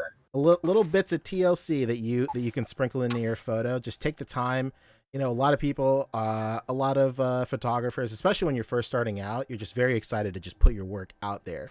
You just like, you put a scene together, you take a photo, and you're just excited to share it. But it's always worth just leaving it up for like a day or two, coming back to it with a fresh set of eyes. Maybe you want to tweak some posing here and there. I think Adam did a great job with this one, especially like the small little nuances with posing. Adam is the Kit Bash king. Oh yeah. Yeah, he's got a couple of Reavers here made from basically the same body, right? A couple of G.I. Joe bodies, maybe. Maybe G.I. Joe bodies too. I'm not 100% sure. Nah, it looks like all Marvel Legends stuff. Maybe. I think that's Hercules on the left. Two things to note. Shout out to Extreme Sets because that's what he's using here. And when they first put out the train station design, they had one of the ads on the train station wall was an A.C.B.A. ad. Hell yeah! And Vinny actually did that illustration there on the wall too. So Vinny is one of our mods. We talked about him last week. He was the guy that worked on some of the designs for Shartimus for the Street Humans too. But that's Vinny's work on the left wall there as well. I gotta find that actual full picture so we can share it. But yeah, pretty cool. Yeah, dude. Very nice. Dope. What's next? Up next. Okay. Boom. Yeah, I wanted to do this one just because it was like it was really creative. Nice little twist on arguably no shade or anything, the hundreds of Godzilla versus King Kong photos we've seen over the last summer. I thought this was pretty cool. Yeah, that is pretty creative. I would say I kind of wanted to fold this, do like a little what to grind on this one as well. I think what could have like super sold this is if the top panel had his fist cocked back, like he was about to throw a punch, and then the bottom panel with the follow through is him like fully transformed. I thought that would have been super sick, but Oh, I didn't take the picture. Who am I? Nobody. You're just some jerk on the internet. Yeah, just some dude. But yeah, big shout out to Simon Chan. Really creative. Super tight dude. And I think there's one or two more. I think he could have used just a little bit more light on this one too, though. But true. I really do like the concept, though. Very nice. Yeah, if you could have hit the Godzilla with a little bit more like orange rim lighting to match the background, that would have been sick. And I think that's a perfect segue into the last photo, possibly. Last? No, there's a couple more. Oh, okay. Okay. This one was Patrick Ong. Fully leaning into Marvel What If as soon as episode dropped, I think. But this is pretty nice. Cool little kit bash with Star-Lord, with Punisher as Star-Lord or Star-Lord as Punisher. However, whichever way you wanna flip it. But just a really nice example of like a cool what could have been just like a very simple like portrait shot of a bunch of people grouped together, but with a nice Dutch angle, some cool depth of field, and some cinematic lighting. It really elevates it into something else. I really liked it. I thought this was Yeah, I like this one too. I like this a lot. Good use of that Punisher. nice little kit bash going on. Right? I almost thought this was Adam Smith again. Oh yeah, the King returns. That episode didn't come out yet. P, it's actually the next one. Yeah. That's next week's where T'Challa becomes Star-Lord. Hell yeah, very excited. And then how many more? And which one does he become the Punisher? Who knows, man? Show's off the rail. I can't wait to talk about it. I wanted to. This is what I thought would be segueing after that King Kong and Optimus Prime, or that photo. I wanted to highlight this one. This is Matthew Cohen. He is really good at blending the lighting from the backdrops he uses into his actual photo. I thought this was great. Right here, his seaside is literally just this Luke figure and like this little piece of like antenna or whatever, and he really masterfully matched the lighting between the backdrop and here. You would think it's the same thing, man. Yeah, seen directly out of the movie too.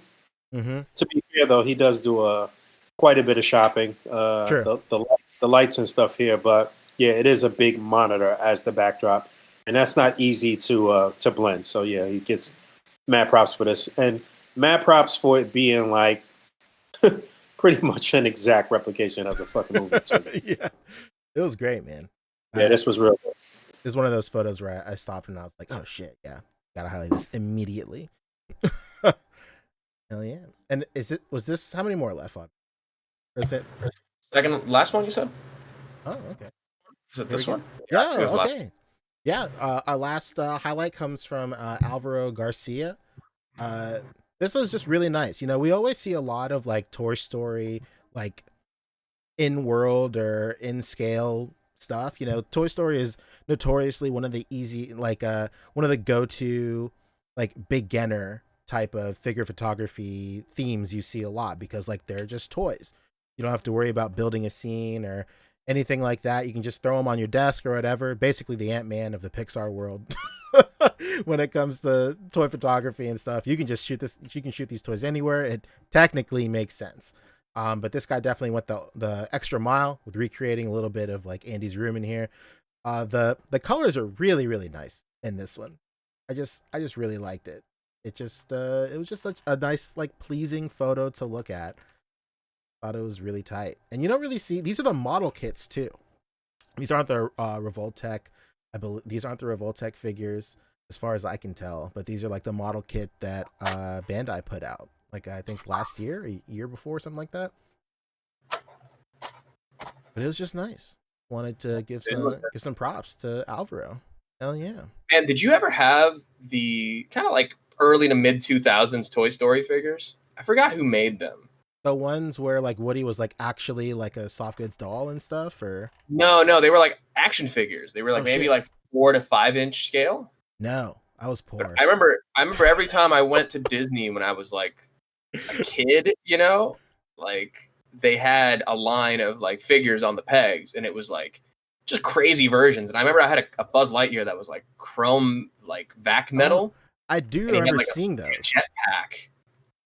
Yo, those not even a jetpack. He had like a big like red rocket pack. Oh my god! Like a single giant rocket. Yeah, I remember that line. I thought that was really sick. So they should do some of that. Yeah, they like. Yeah, man. Like thinking back to like the kind of like different toy variants we got in the 90s, like everybody was like doing bumps of cocaine or something. It was just so much easier back then. It was just a little more blatant. Like just painted a different color. Action Figure Expert is saying Mattel made Toy Story action figures years ago. Are they Mattel? I don't know if they were Mattel. Kyle I'm House gonna, is I'm gonna look this up. Kyle House calling you out. He had a big red. He had a big red Oh, my rocket. God. Oh dear. Well, I said it was. Excuse me. I said it was Buzz Lightyear, not Slinky. That had it. Oh no. What are these? Are these the Reveltech ones? No, these are model kits. Really? Yeah, they look okay. nice, huh? Yeah. Just Not bad. some rarely used figures, baby. Some roughs. Looking Maybe good. they were. Oh shit! It was literally the first fucking image I clicked. These are from 1995. Really? Yeah, here's the one I had Let's go. on Amazon. Oh shit! I wish I could find a better picture of it, but it was this. Yo, his arms are And he has- long. Somebody called DC. Right, and his rocket is called the Big One. The big one.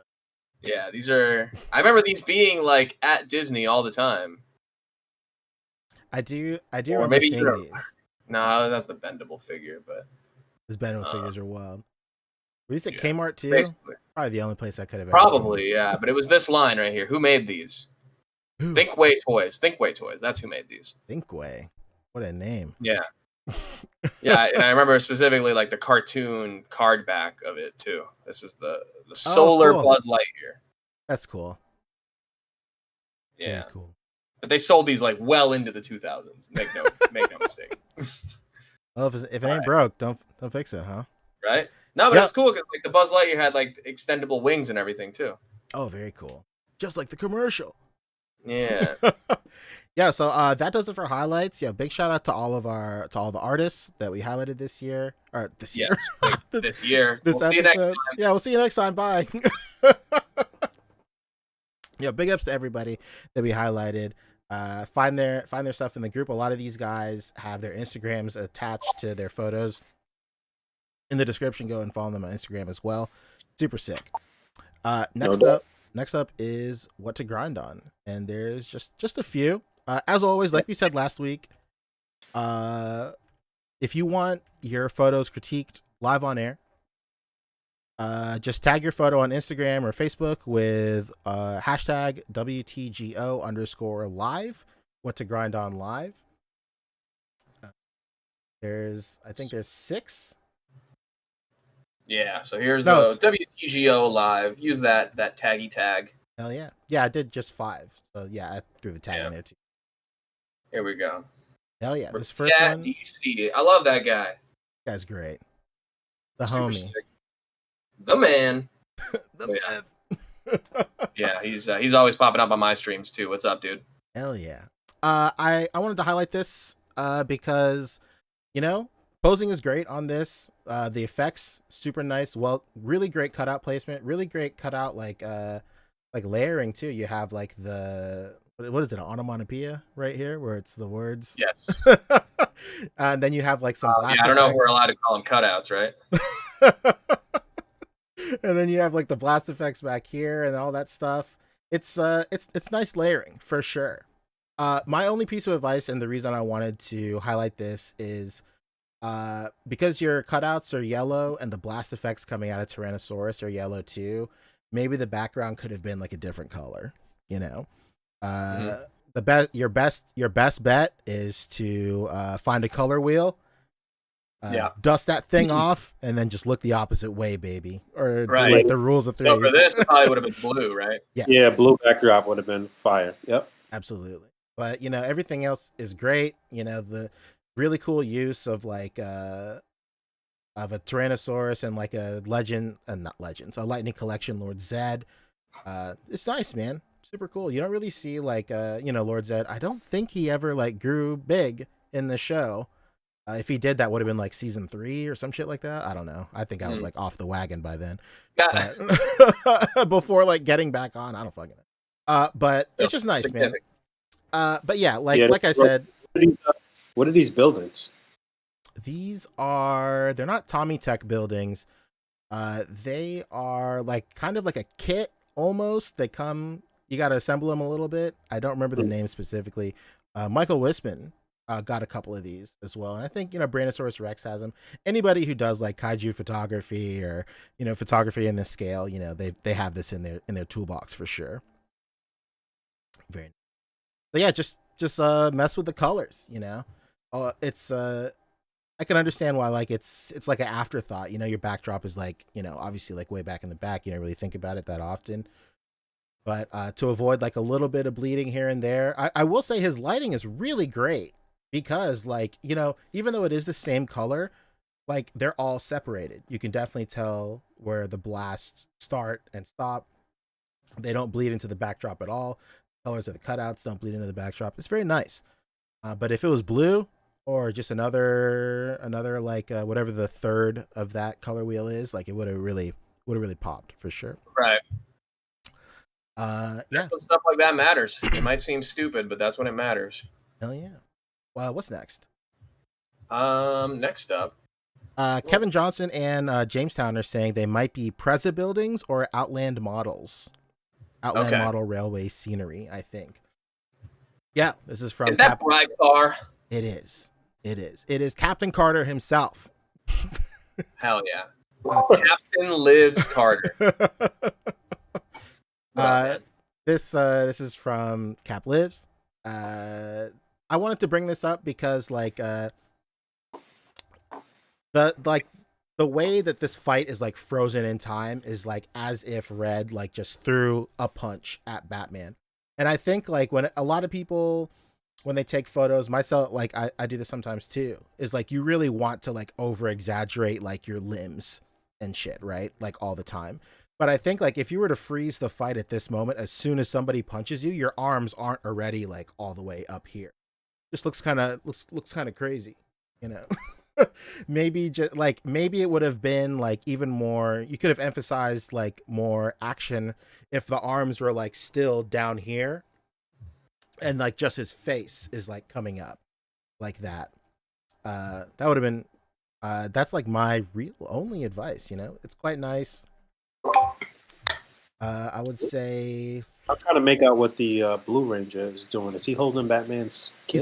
he's holding the cape. That was something else I wanted to bring out too. Like the cape, like the Snuggie cape, of course. Like it's not as like egregious on like the black suit Batman, but like I would like bring like his arms in like even tighter into his body, like he's really like holding on to that cape, because like it kind of just looks like he's just like very loosely holding on to it, you know. Pardon me. But yeah, that's really the only thing this is the classic, you know, action movie scene where all the thugs take turns trying to fight the protagonist, and it makes more sense for all of them to jump in at once. So this is where you have the Black Ranger just kind of. I don't have him on first name basis. I'm very sorry, Poncho, but Zach. This is why you have Zach Morris back here doing Morris. what seems like nothing. But what I really like is the C grips together right here while he's grabbing the cape. This is some sick posing right there. I almost want to see that, you know, emphasized or highlighted a little bit more. It's quite nice. Work some of this kind of nothing that you almost don't need him back here. You almost want to like center this and focus that, you know. But either way, this looks great. Yeah. B-Car, you know, he knows what he's doing. Absolutely. Yeah. What's next? What's next? You're next. Uh-oh. Critique your pictures, bro. See if you can handle it. Gonna collapse in a heap over there over some criticism. Hey, you know, who knows? Maybe. This is by Kelly's someone's collection. I think it's just Kel. Okay, my bad. Kells make sense. I wanted to highlight this one. Kells. I wanted to bring this up because I see this a lot whenever it's like a very classic Dragon Ball pose. Like you have like your character a full like almost a full body portrait in the background, and then in the foreground, super out of focus, you have like someone's arm or someone's leg or something like that. And I understand like the pose and like it's a very like iconic pose and like a very iconic like framing, but it like more often than not, like the people in the foreground are super out of focus. Like maybe if you tighten up the focus just a little bit, crank up your f-stop, or maybe even pull them a little closer to your figure so there's not a lot of room in between the two figures, it's not so out of focus. Because like you know the way that we like what do you call it, way that we like ingest media or like photos now is like we're scrolling through it. We're scrolling through our Instagram feeds, like Facebook feeds, Twitter, all that. And on a small screen, like I had to like look twice to even make out like a little arm here or whatnot. If it was just like a little bit more in focus, I think it would have translated a little bit better. And then I think this is Lightspeed right here, or he may know this guy. He hit us with $2. He says it's pronounced Kali. Hell yeah. Thank you. I've been mispronouncing that forever. Yep, me too, for years. I think he could have used just a tad bit more light too. I say that on like every shot, but just a little bit more light around the perimeter here, around the entire scene. Mm-hmm. Maybe if he would have moved one of those trees like right behind Zamasu. This is Zamasu, right? Or Zamusa, as you put it. Well said. Zamusa. Yeah, exactly. Zamasu. Maybe if he would have put one of those trees like right behind him, it would have actually gave it a little more depth and made the figure pop just a little bit more too. But yeah, just in terms of framing and everything, I think it's pretty good. But like you said, Framed very nicely. Especially because you have so much fuzz going, and I get that kind of like look to it, to have the person in the foreground, but you have so much room to work with right here. I know it might seem like you're trying to highlight this, so you feel like you have to give it a lot of room this way. You can just turn it a little bit inward and then move him left a little bit, and that way you don't have him so cut off by the out of focus person that he's opposing here. Yeah. Very true. Good stuff. Very nice. What's next? What's next, baby? What's next, baby? Okay, I'll tell you. Tachyon Transmitter, who might be in the chat here. What's up? Oh, hell yeah. Yeah, I wanted to highlight this one just because it's a little difficult to separate each figure from what is happening. Mm-hmm. Like in the background, like it kind like at a glance, it kind of like just kind of all melts together, not and that might just be because of like how like the filter you have going, like being passed over it. I want to say that you're just like cranking up like the definition, like in the Instagram, like in Instagram's like baked in photo like editing studio or whatever.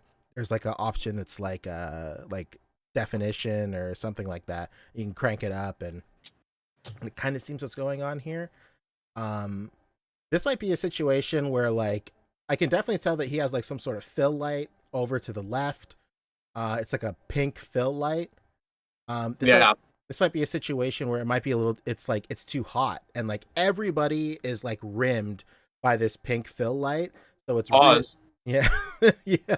So it's really hard to differentiate each character from the other. Like at a glance you'd think it's maybe just maybe 3 guys in this photo. Then you find like another dude right here.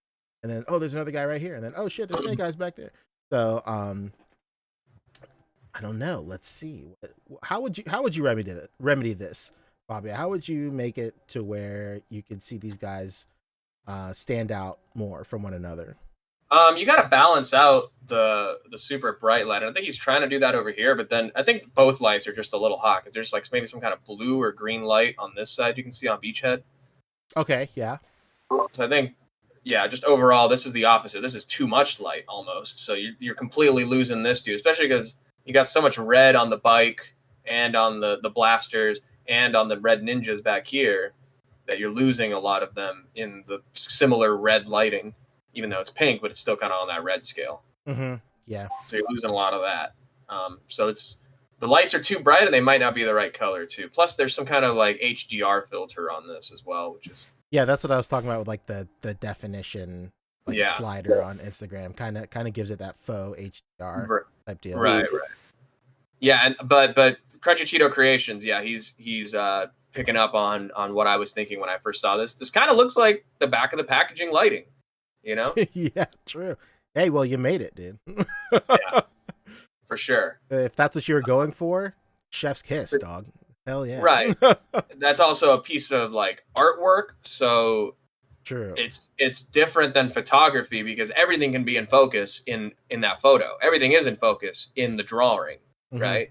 But here, what is super defined in the foreground, you know, because the lighting might kind of work for it, we're losing everything else because of that lighting and over definition to it, you know. True. I think another thing, and maybe if everything were in focus, if that was achievable, maybe it would look better. But just because the soft focus plus the colors getting lost in the lighting is just making it look kind of busy overall. yes. Also the knee. Fix that knee. There it is. The knee strikes again. This one's correct, but look. Yes, but that's it. I don't know about that. Okay, you know, we're sticklers. What can we say? That's right. That's right. Hey, quick reminder. You asked for it. Yeah, you tagged it with what's grind. Right. It's no all complaints. Love. It's all love. Yeah, but I think what you were saying with the lighting too, a big thing that I noticed is like you said, like the bike is already red. There's like some of these characters back here are already red, and then there's like another character here that's like silver, and all that shit just absorbs this pink light, which makes it like very, very difficult to like differentiate it. Of course, like other people in chat, 16 shooter, crunchy Cheetos, they're saying it's like it's over defined, like very sharp, and stuff. You know, so like we say with like, you know, rats, cats, automobiles, trains, and planes, like less is more, baby. Yeah, it's just a lot going on. I'd like to see him kind of like back engineer this and take some stuff out and shoot some stuff with less of the characters, and like, you know, you can make like 4 different shots out of this, like 4 different scenes basically. You know, you could kind of dissect this and take out some of the oversaturated action. It's like he had like 5 different ideas and he put them into one photo. Like it'd be cool if like you just took those separate ideas and built a scene around them. Like, cause like the longer you look at this photo, the more of it, like you see just little scenes happening in this one frame and stuff. Like I'm following like the bullet trails and stuff, and I can see where they come from and stuff. Like it's a lot. Like we say it a lot whenever we talk about some stuff. Like it's okay to like scale back a little bit sometimes, and then just do something a little bit simple, and then just work your way from there. Like Boog said, like back engineer it, reverse engineer it, whatever you want to do. Right. Hell yeah. Was this the last one? Good call. No, one more. Okay. From our friend Plastic Thunder. Plastic Thunder in the mix. This one got some love. Let's get some love. Yeah, Plastic Thunder. Nice panels right here. With Ant-Man hitching a ride on Thanos and him like just throwing him like a rag doll, baby. My only advice would be for the panels, if you want to go back to the first photo, just put a border around the panel in the top left. You know, would help make it read more like a comic book. And then for me personally, like maybe the first panel would have read a little better if you could see his arm like almost reaching back already. Like he knows that Ant-Man is on there, so he's reaching back at Ant-Man, and then like the big picture is him like just throwing him off there. Stuff. Or maybe a cutout where it shows that Thanos is like alerted. Yes, absolutely. Yeah, just small little stuff. But still a great concept. And he did a variant shot of Silver Savage here. True. Yeah, big shout out to Plastic Thunder, man. Guy always grinding, always putting out work. And like stacking that whey protein gains all day. Absolutely. And you know, he's a really great practitioner of leaving your display up and then getting multiple shots out of one display. Never waste a display, baby. Yeah, he practitions for sure. Hell yeah. So yeah, that does it for good setup here. I like how he exploded all this for us. Very nice. Very nice. Yeah, big shout out to everybody highlighted and what to grind on. As usual. Yo, this is the A.C.B.A podcast, you know. We should talk about A.C.B.A stuff. Pretty great. I like talking highlights on what to grind on. I think it's really nice. Agreed, Mr. Punch. Yeah, so if you want your stuff critiqued live on air, just tag your photos with hashtag WTGO_live. And then, we might talk about it on air. Super tight. We do have Q&A. I didn't put up a Q&A this week. We basically just been piggybacking off of the Q&A I did like 2 weeks ago. One question did stand out. You don't really even have to pull it back up. But somebody did ask, what was the figure that got you like into collecting? Like, what was the first figure you remember buying yourself that started you like on your serious path to collecting or something? I'm paraphrasing here, but like brought us back specifically. I don't know about necessarily brought us back, but like when you were, I guess when you realized like, oh shit, like I want to start, like this is like a hobby I want to do. Like this figure, like I bought it with my own money, and like this is really cool. I could see myself, doing this multiple times again in the future. Oh yeah, no question. I mean, that's for me is probably I went to Universal Studios randomly one time, like years ago, like maybe eight years ago at this point, maybe closer to 10. I don't even know. Dang, a decade, baby. Honestly, yeah, it feels like it's been so long. It was probably around 2013. So yeah, like eight years. I went to Universal Studios around here in Hollywood, and then I just hit up the comic shop, and I hadn't been there in a few years, but I remember when I had been earlier when I was younger, when I had like first moved here in like 2007 or something. They had that comic shop / like geek goods store that had a bunch of figures, and I remember that was my first time seeing the 12-inch Marvel Legends. I remember buying like the Doctor Doom they had at that time. But then when I had been back in 2013 was my first time seeing the NECA Predator line. Oh shit, yeah. Person. And it was the wave where they did the Dutch and the Jungle Hunter. Mm-hmm. It was like the 20th or 25th anniversary collection or something. And I was like, oh shit, this Arnold is sick. And that was the figures that got me like into NECA, which kind of in general, I was already like back into Legends at that point, but that was when I like really branched out to like other stuff, and I became a little more aware of like the industry as a whole.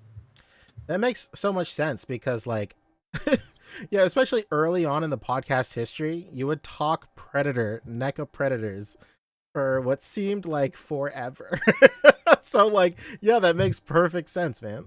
Oh yeah. Oh, no question, dude. Yeah, that the Predator line, the Dutch figures, those were a whole new door was opened for me from those. Hell yeah. Mine was I said it on the show before, a Super Robot Chogokin Megazord from Power Rangers. Not like the big one. There was like a little, like I guess 6-inch version of the Megazord. It was super tight, non-transformable. It was just a Megazord already put together. But I was at New York Comic Con, maybe 2013 or something like that. I can't even remember. But they were selling it there at the Bluefin booth, I want to say. And like I was like out of collecting figures. Like I had like statues and stuff from like video game collector editions and whatnot, because like back then I was like super into video game like collecting and stuff. I am still now, but like just now I have to like split it between figures and video games. But like that was the first figure where like I looked and I was like, oh shit, like this is what figures are now in like the year of our Lord 2013. Like I couldn't believe. And it was like it was just like so cool to see, like, and I think that's like also the first thing that like really opened my eyes up to like where import figures were like now, right? Because like back when I was like buying toys when like I was a kid, or not kid, but like back when I was like still buying toys, like imports were still good, but they were like how Legends are now or stuff like that. But like to see like a Chogokin, like, die-cast Megazord where like the feet are articulated and like his pauldrons are articulated, and he came with like effect pieces and whatnot, and like just really sick, dude. And like of course like Power Rangers is like unfuckwithable, so it was just a really great design, and I really love that figure, and that was like the thing that like got me back into like collecting figures. And yeah, that's why I'm here now, years later, surrounded by plastic. Bury me with it, basically. I feel like I remember that. Excuse me. I feel like I remember that moment with you. Probably. What about you, Boog? Was it Marvel Legends? What's going on? Yeah, I guess right before Marvel Legends, when the that Spider-Man came out that had the big Spider-Man head base and the stand actually. I mean, Oh yeah, the Spider-Man Classic series. yeah, I guess it was Spider-Man Classics. Um, I was in. I feel like I was in community college at the time, and and it was a comic shop up the block from the college, and I started going in there, and I started reading comics and stuff again, and then I saw that Spider-Man, and I was like, oh, I gotta buy this, and it was just kind of like a one-off. Obviously, I had been collecting figures before that as a kid, but that was the gateway, and then I guess within a year or so, Mm-hmm. that's when Marvel Legends popped up in Toys R Us, and that's when I copped that whole first wave with Iron Man and Toad, and that was the beginning of everything right there for sure. So yeah, Spider-Man Classics to the first wave of Marvel Legends, basically. Very nice. Hell Yeah. yeah.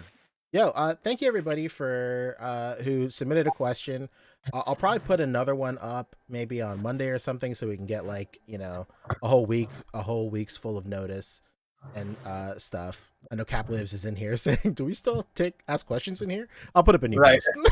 I'll put up a new post. We'll make a new. Yeah, we'll make a new one. But yeah, make sure to follow the A.C.B.A podcast official Instagram, ACBA_podcast. Like we said the other week, we're kind of shifting posting like news to this one, whereas news used to be posted on the ACBA Instagram. Now we're kind of shifting it over to the podcast Instagram so that the main Instagram can just focus on like the art and whatnot. So yeah, give the ACBA podcast Instagram a follow, and then just keep up with everything ACBA podcast there, baby. And hey, that's it. Goodbye. Hey, welcome to the after show. How's it going? Hey, it's nice to be here. Hey, how's it going? Yo, pickups, man. What'd you guys get this week? What'd you get, Fabio? I gotta Yeah, think. the reason I'm quiet and got my head down is because I'm playing with my pickup actually. Uh-oh. What is it? I got the Baker's Dozen. I said it earlier. Yeah, I got my Baker's Dozen. Oh, cool. It returned. It was actually delayed a couple days, weirdly, even though it's still like on the way. But They're making it's you cool. sweat. I mean, it's your typical, Mezco weapons pack. You get all the stuff that we've shown on this podcast. I mean, no complaints really. I got two of them just in case. But here's my Duke boy with the assault rifle. Oh, nice. Looking sick. I put the watch on him to make him look more like Duke. Huh? That's what I know Duke for, the watch. Exactly. The rollie on his arm, huh? And then this set comes with the shotgun from Blade as well. So he's got the little shoulder holster for it. Is that Diabolique or whatever the fuck? It's the Stealth Gomez with the diabolic head. Yeah. Hell yeah, dude. Like a bank robber kind of thing going here. Yeah, I'll never forget when we did that booth tour, Boog, and we saw that dude for the first time. Yeah.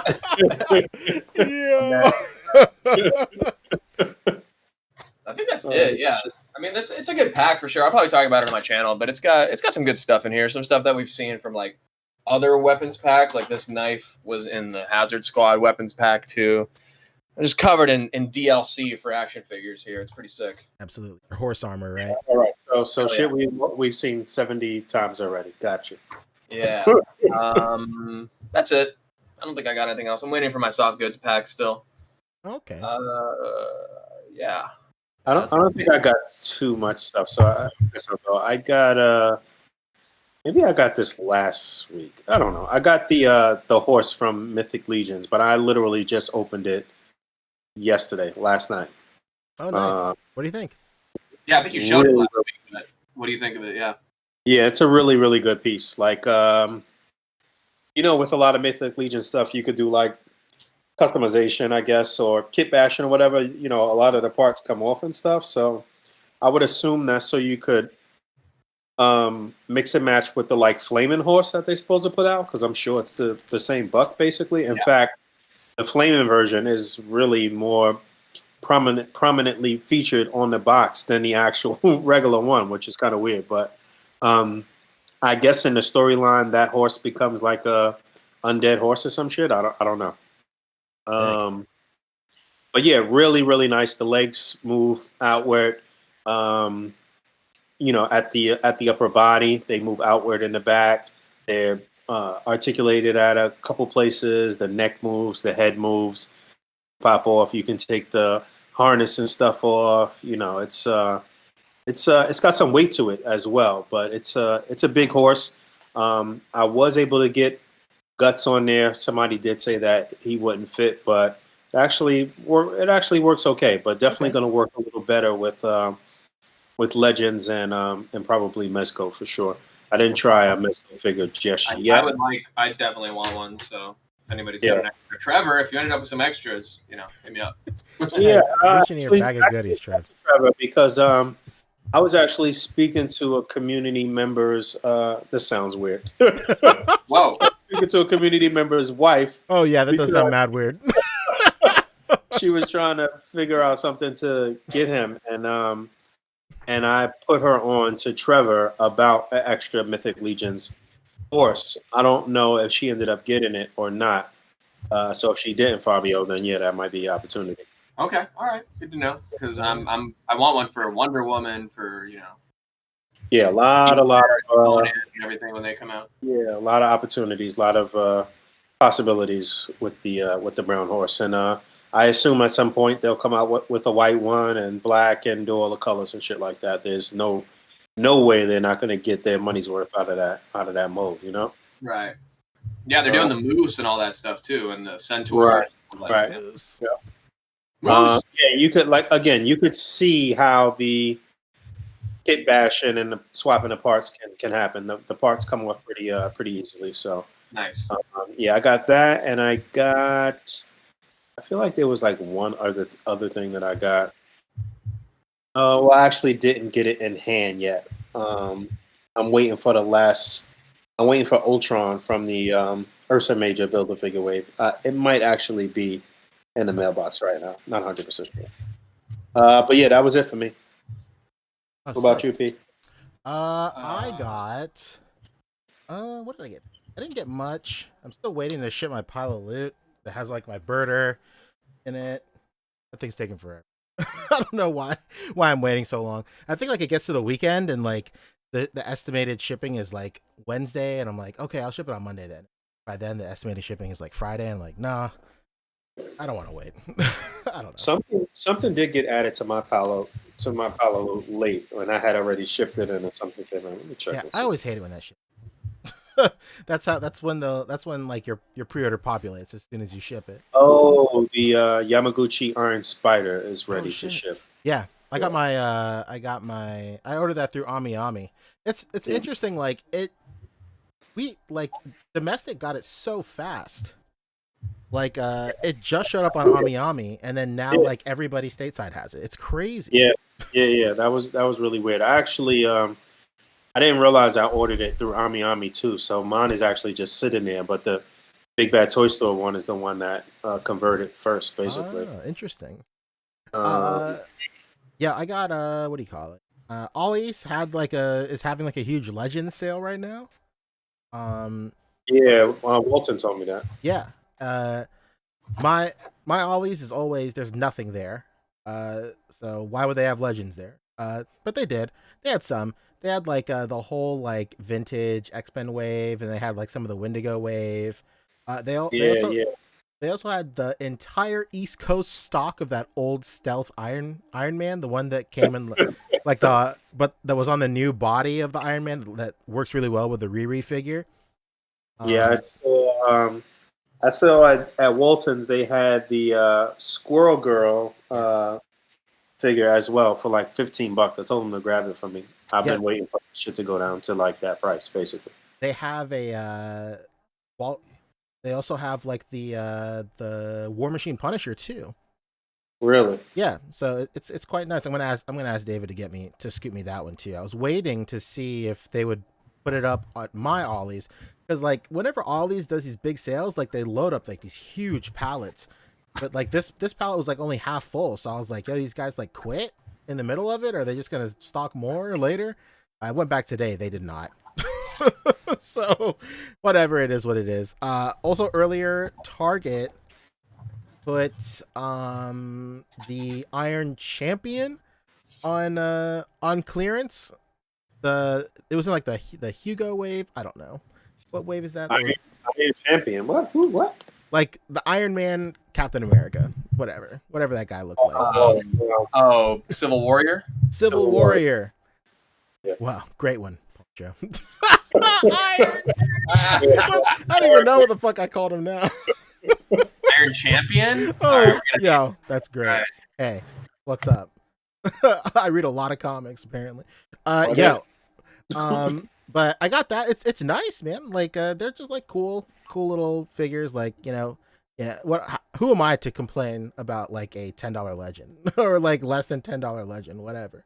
But the highlight of this week, big shout out once again to the man, the myth, P-Town DC, I think is his name. He's a local collector in Charleston. And he lives in like an area that is maybe like about like 40 minutes from where I live. So like it's really hard for me to get to like those like the Walmarts and Targets over in his area. So like, and then vice versa, like the Targets and stuff in my area too. Like on the Discord, we actually have like a hunt channel where everybody just like posts what they see when they're out hunting. It works really well for guys in New York. Cause like a lot of guys in the Discord are, you know, live in the city and stuff. So like they'll post like what they have in like different parts of New York and stuff like that. It works really well there. But like you know, me and him use it for like Charleston too. So I'll hit up stuff in my area, he'll hit up stuff in his area. He found me a fucking Turbo Man, baby. Let's go, dude. Hell yeah. Did you have to fight a mailman for it? I had to fight a bunch of degenerates in red suits. Let me tell you. You fought the big show? The big show, baby. And the little show, too. The intermission, all of it. Is that exclusive to one of these stores or what? It's a Walmart exclusive. Can you believe that shit? Walmart? Like, what is going on? Yeah, I know I talk a lot of Funko slander and a lot of mint on card slander. I don't see a reason to ever open this up, to be cool. Right? Oh, yeah. Like, maybe if I find another one, I'll open that shit up. I almost hope that that he speaks Spanish. Like, I almost hope this is a boot. So, but like, it's super tight, man. Like, these are like next to impossible to find anywhere, man. Like, I've kind of been looking around for them, like, you know, half-heartedly, whenever I go to a Walmart. But it's cool to finally have it. It's quite nice. And then quick corrections. Loki in chat says Civil Warriors from Contest of Champions. Hell yeah, that is correct. He sure was. All right, well then that makes sense why you threw Iron Champion. That's in true. There you go. It is what it is. Yeah, that's basically it for pickups, man. But yeah, once again, big shout out to P-Town DC, man, the myth. What a great guy. Hell yeah. And then basically we can talk TV and film and, you know, get the hell up out of here. Oh, hell yeah. We're talking Suicide Squad or what? I kind of want to talk more about that guy who took a shit while waiting to snipe this guy. No, Suicide Squad. I guess, you know, it's been a week. Spoilers. I'll throw up the spoiler tag just in case. We get some GR up. Hang on. Oh, we can talk What If too. Oh shit, you know. Oh yeah. I guess we kind of talked a little bit of Suicide Squad, like spoiler free, of course. I guess we can like give like, if we have any final thoughts that do include any spoilers, we can talk that real quick. I'll go first. No. Yeah, I mean the only thing I can really say is like Suicide Squad is pretty great.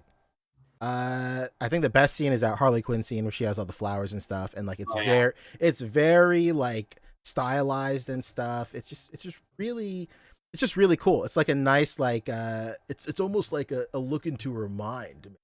Yeah, for sure. Yeah. But look at you know, how her mind works. Yeah, exactly. That's the impression I got. Yeah, it was really tight, and the wire work in it is really great. Like, it kind of reminded me. I don't know if you remember this, Poncho, but when they were doing all the character trailers for Team Fortress 2. Oh my god. they did one for the pyro, and like he's setting everything on fire, but in his mind it's all like rainbows and Flowers, sunshine. yeah. Yeah. Holy cow, yeah, whoa, what a callback, dude. Yeah, it reminded me of that. But yeah, that was a great scene for sure. Yeah. I thought Just a nice twist on the old damsel in distress thing. You know, they mount this rescue for Harley. She just ends up rescuing herself. It's pretty cool. Yeah, man. I'm No like, spoiler. I saw a trailer. There was like a trailer or a featurette or something that I was like almost certainly tricked into seeing, where it was like not the whole scene, but like it ended with Harley like meeting up with them. She's like, "Yo, what are you doing?" They're like, "Yo, we're here to save you." And I'm talking about. I really wish I didn't see that. But overall, the movie was great. I can't say that I'm like, a James Gunn guy. I didn't like, except he did write the script for Scooby-Doo 1 and 2, so there's always that in my mind. I guess I know him from that. The horniest Scooby-Doo films, of course. Yes. Hell yeah, the best one. But he knows what the fuck he's doing with these superhero ensembles. Yeah, he is quite good at like making like misfits palatable. Yeah. I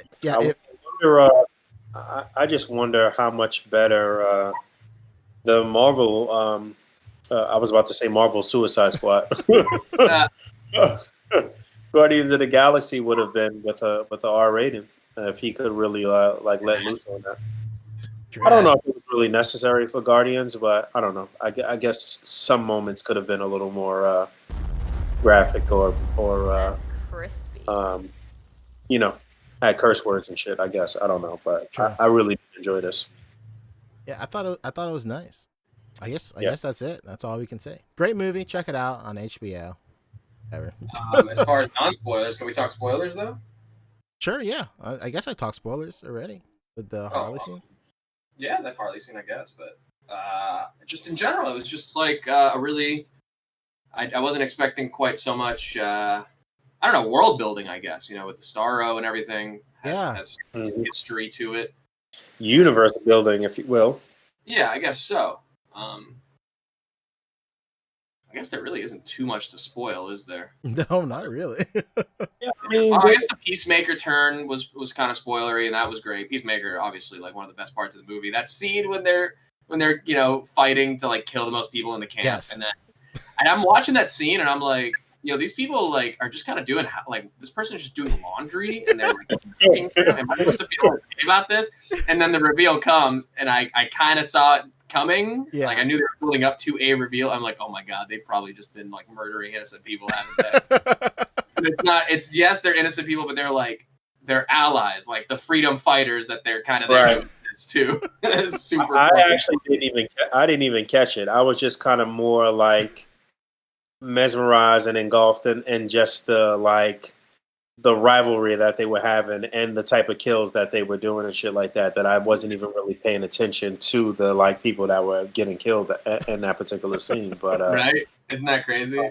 But yeah, it was really fun. A really fun, funny movie. It was just kind of like one of those things you could just kind of like veg out to, just kick back and just, you don't got to think too deep into it, And that scene too, it was just it's a very memeable scene too. The whole like nobody likes to show off. Mm-hmm. That was dope as fuck. That's a great fucking scene. Very memeable. Fuck. Yeah. It's true. I also like. I talked about this with David Walton too. I also like how Is David Walton in everybody's DMs except mine? What's up, David? that's funny. Yo. But yeah, just the nature of Suicide Squad is that anybody could pretty much die and shit, and that's just basically, what this was. It was like superhero Game of Thrones and shit, Yeah, that opening sequence was stupid. Yeah, really stupid, but funny. I loved it. And in a year I of love the Weasel character. I don't know why. It was just so like so odd and like cool to me. Yeah, he is impressively ugly. That is such an impressively ugly and ghastly looking character to look at. Yeah, that's stylistically they did a lot of fun stuff. You know, the chapter titles, if you will. You know, Yeah, that was cool too. Incorporated into the environment, I thought was kind of interesting. I think one thing that like technically was good, but it took me out of it. It took me like a sec to get used to it. Was like the time jumping back and forth. Oh yeah. You know, like it would kind of like play a sequence and then go back to, you know, a different sequence going on at the same time, and then the two would meet up at the end. True. But it took me a sec to realize that that's what was happening, because it wasn't like it gets to a moment when the two come together and then it goes back and shows you how they came together. Mm-hmm. It's more like one happens and it ends, and then the next happens and it ends, and it incorporates the other one. You know. Very But, true. It wasn't that it was bad. I'm not saying that I disliked it. It just took me a sec to get used to it. Mm-hmm. Did you guys know ahead of time that Sylvester Stallone was voicing King Shark? I think I did. Yeah, I did too. Yeah. I had no clue. So you were hearing that and you were like, "Who is that? Vincent Diesel?" Nah, I didn't. It didn't cross my mind at all. I didn't even think of a person. I didn't think of anything. Yeah. It didn't even cross my mind. Right. And then in the bar scene, the girl that plays Mantis is like one of the strippers. Yeah, absolutely. A lot of great like Easter eggs and callbacks. Yeah, this movie. Definitely. Starro, super tragic. Like the dying, you know, line that he has is like, oh. There's like some like, in the third act, there's like a lot of like, not almost like sentimental moments. Like anything with like Rat King 2 was like super sentimental. It was really nice. Right. And man, Rick Flag, they really turned Rick Flag around for everybody. It surely did. Super tragic death, you know. We really got to like him at that point. And like, honestly, I love Joel Kinnaman in this. Like, he was still kind of like the straight man, but you know, he's playing it like great. Like when I fucking lost it. You know, it's a simple joke, but I thought he played it so well. Like the whole when the freedom fighters all like get murdered, and then she's looking at the team, and you know they're saying that they're gonna help her, and she looks at Ratcatcher, and there's the little rat on her shoulders, like waving at her. And she's just like, "Is that rat waving at me?" Fucking Rick, it's the one shot, and he fucking turns around, and it rack focuses to the rat, and then he turns back around, and it rack focuses back to him. He's like, "It appears it is." Like the straightness of it was so fucking good. That was probably one of my favorite, like, you know, fun moments. And obviously it's super sad that he died, but come on, soft goods makers, can we get some Rick Flag t-shirts out there? Can we get some yellow t-shirts out there? What can I put this holster on a yellow t-shirt, please? Is McFarlane the only one that has like official figures out right now? Yeah. Besides Hot Toys, yeah. Sure, yeah. Besides Hot Toys, yeah. Oh, I did see the solicit for the King Shark from Hot Toys. I think massive. Yeah, but yeah. I would love some, you know, some blood sport action from someone too, someone who's not McFarlane, because those head sculpts are atrocious. Oh, brother, they're the worst. People are putting WWE Elite heads on Peacemaker, and it looks better. Hell yeah, yo. Speaking of that, their ring got funded. That's right. Yeah, we should probably get into that real quick. But no, we don't really have to. We can just mention just worth mentioning. Really nice. Yeah, today was the last day. As of actually, there's still an hour and a half left because it is by 9 p.m. Pacific time. The ring is fully funded. It still has another like 9 days left or whatever. But the early bird bonus for the Macho Madness announcers pack ends today, and it's fully funded. So if you were gonna jump on to this at any point and we're waiting for it to get funded, boom! Today's the last day for the early bird, and it's funded, and it got unlocked today too. Well, to be clear, it's fully funded, meaning that it'll get made, but they didn't hit all the stretch goals yet, did they? They hit Doink, the first one, yeah. Doink. Okay. But there's still 9 days left for it to like fully fund the stretch goals. But today is just the last day to jump on the early bird. So if you're gonna jump on at any point, today is like the day to do it, and you got an hour and a half left because then you get the early bird. I think we all said that this shit wasn't going to get funded too. It looked grim, dude. There was a big push for it this past week, and I think it worked. I think this solidifies that like it really is up to the last 24 hours, man. for all of these. Like, well, the thing is that it is, but they kind of moved up that timetable by adding the early bird because it's the last day of the early bird. So after today, the campaign will go for another like week, but today is the last day to get the Macho Man pack. Yeah, look at Galactus right now. 16 days left. They had 11,709. So still 2,300 basically. Oh my God! No, today is the day to do it. They just hit the last stretch goal, so you got the 8,000 backer swappable ring skirts as well. Oh wow! Also, Okay. Wrestling Hound in chat is saying the Macho Man thing ended yesterday. What? No, it ends today. 100% today. What? No way. I don't know. Oh, it is Saturday. Are you going to argue with a man called the Wrestling Hound? No, you're right. You're 100% right. It did end yesterday. God damn it, you're right. Damn it, you are right, sir. Hey. But however, just go on and get it because everything's been unlocked, as you'll see right here. Everything's been unlocked. Get it all. All right, Suicide Squad was great. Let's talk about What If, baby. What If? Yeah. What you guys think? What if we didn't? What if we just ended the show? What if? I don't watch cartoons, so this was a little bit of a concession for me. Oh no! Yeah, every time you say that, I think you're fucking around, but like you just genuinely don't like cartoons. It's so funny to me. Yeah, I loved it, dude. Cartoon or not, I thought it was great. It was awesome. I'm fucking around, but yeah. I thought it was really good. Like I've seen a lot like to contest like what we've been seeing around the internet. Like I saw a lot of people saying like this what if is like too tame or whatever. Like like wasn't one of the what ifs like what if like Aunt May was Galactus? Like what is the threshold here? First of all, like but I thought it was great, man. I thought it was a really cool like retreading of let's be honest, like kind of a mid MCU film to be. Yeah, for sure. Kind of early, but yeah. And it was like a cool retelling. Long as fuck. What were you saying? I said, and that shit was long as fuck. Captain America. I mean, it really was. Yeah, that was a long movie, huh? Honestly, to this day, I don't think I've seen the whole movie all the way through because the first time I saw it, I fell asleep in the theater. Dude, I've fallen asleep every time I've watched the original Thor. I've never seen it all the way through. But yeah, what if I thought was good, man? I thought it was really fast paced though. Well, I don't know if that's bad or good. I mean, I guess I would have preferred that to it like Dragon and shit like that, but like.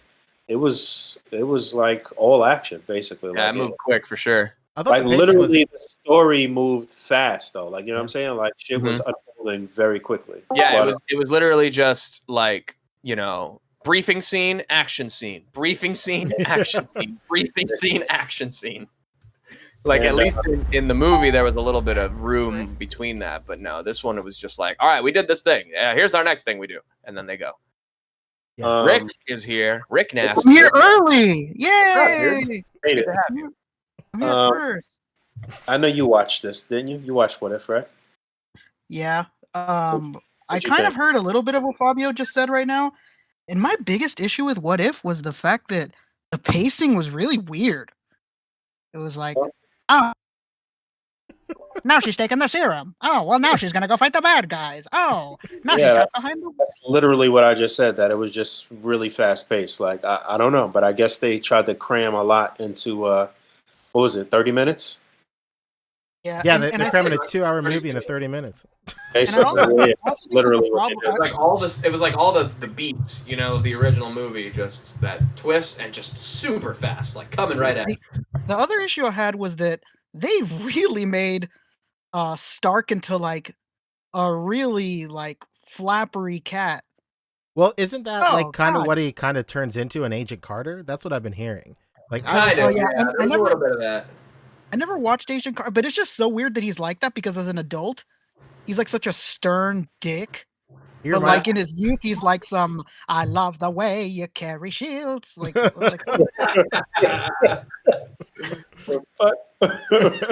like how did you get from like flamboyant to like a stern person who won't even tell his son that he loves him? Well, he had a son. How did that happen? He's the fucking WB frog. What a genius level shit. And you know what? It's funny because that joke works even more because like when people stare at the frog, he acts all quiet and he just ribbit. Yeah, he just goes ribbit. He just goes ribbit. That's him, man. Oh shit! What I really did like though was the display of her power set. Like, you know what I'm saying? Yeah. Like, they really like showed out with this shit. Yeah, because she already has like combat training too. Yeah, my wife pointed that out to me. I was like, "Oh fuck, you're right." She was kind of OP actually, man. She Yeah. was just like, that shit was like the game on easy or some shit. I don't She's know what fucking was going fearless, dude. Yeah, who I don't know if it was you or Al Chang that was like, dude, she did more with the shield than Steve did in like 10 years. Yeah, basically. And I love that was actually kind of a weird point. It was just they're at the bar and he's like, "Hey, look, I got the shield." Hey, you want to wear the shield, dame? Yeah. It was good. Conceptually, I think it was all great. But yeah, the pacing was definitely one of those like, goddamn, breakneck.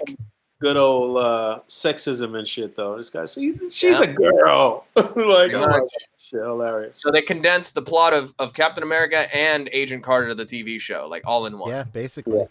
In 30 minutes. That's right. Hey, what are we thinking, man? Was that Shuma Garath or what? I think it's Shuma Garath for sure. I think Shuma Garath is going to be the main villain of this whole thing. Okay. Yeah. The other thing that I noticed was that the Hydra Stomper armor looks a little larger than probably what we're going to get in figure form too. I like that it was powered by the Tesseract though. That was a fun twist. Yeah, that was cool. But I think it's going to be a little undersized when we get that in hand. Yeah. We can't win them all. Other than that, I think she's gonna be the kind of linchpin character throughout this season as well. So we'll probably see more of her as the season goes on. Yeah, nice after credit scene or cliffhanger at the end and shit too. Mm-hmm. Tying in the Avengers 1 movie and shit. Yeah, my wife and I were bugging about just how many people she mercilessly killed. Yeah, dude, all the murdered people. Dude, she was fucking. These are just good men following orders. Okay, she's a mass. She's a mass murderer. Truly, like, she was true. Not even just like killing someone. Like she was straight up like blowing people up left and right. Yeah, she enjoyed it. Oh yeah, she had a grin on her face. I'm like, yo, this is a cartoon, right? Yeah, it was so funny. People don't die in cartoons. Yeah, there was a lot of killing, but not a lot of blood though. Yes. So that's how they got killed with it. I hope. I mean, yeah, that's the difference, right? As long as there's no remains to be seen. Yeah, I loved it. But I mean, how do you explain that to kids? And I'm thinking, like, yo, if I had a kid and they were like, yo, why is she just like blowing up these dudes? I'm like, no, these are Nazis. It's okay. We don't like Nazis. Then you got to explain to your kid, oh, what's a Nazi? Oh, okay. Well, they committed horrible atrocities hundreds of years, or like almost 100 years ago, and now they're kind of back. They're kind of back. Damn it. In a fictional what if? Yeah.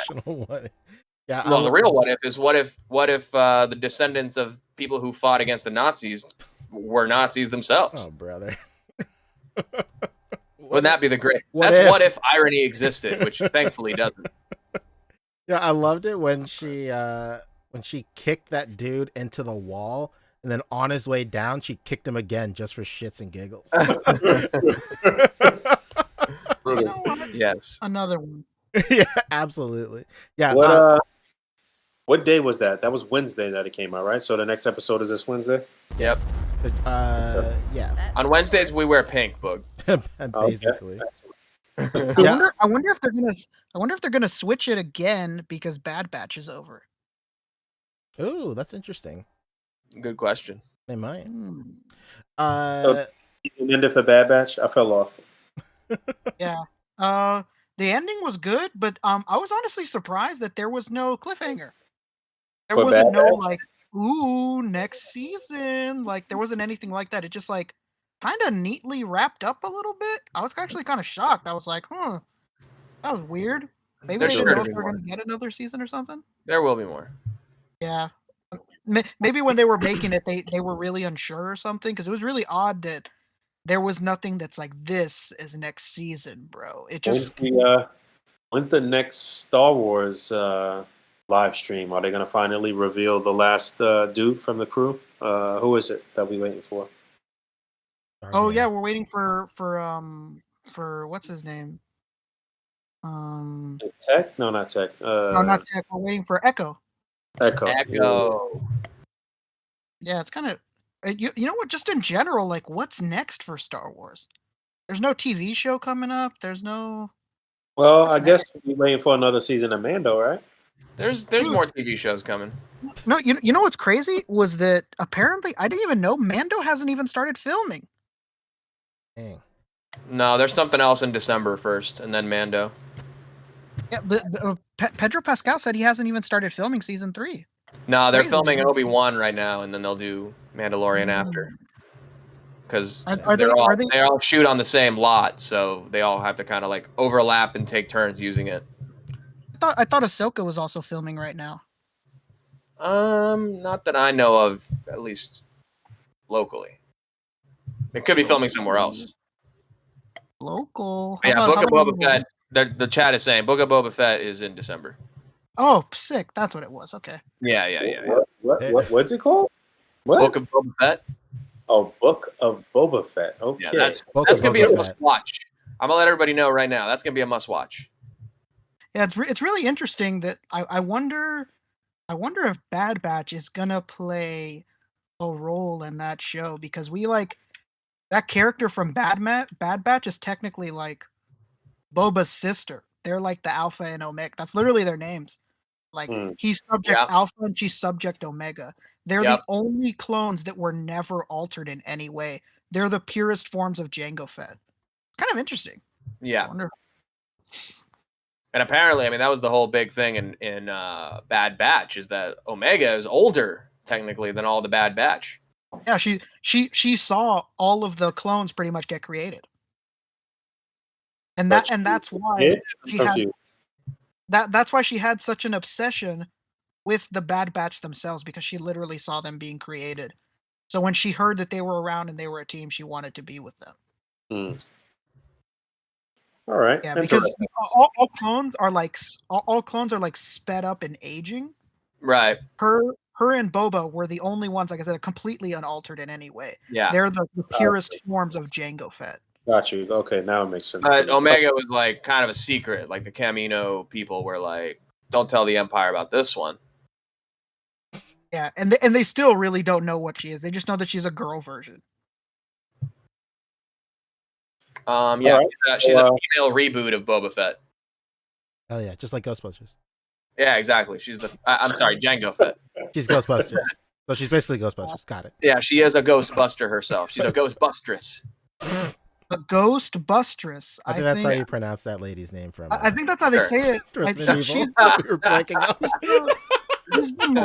She's known as the Melissa McCarthy of the Star Wars universe. That makes a lot of sense, actually.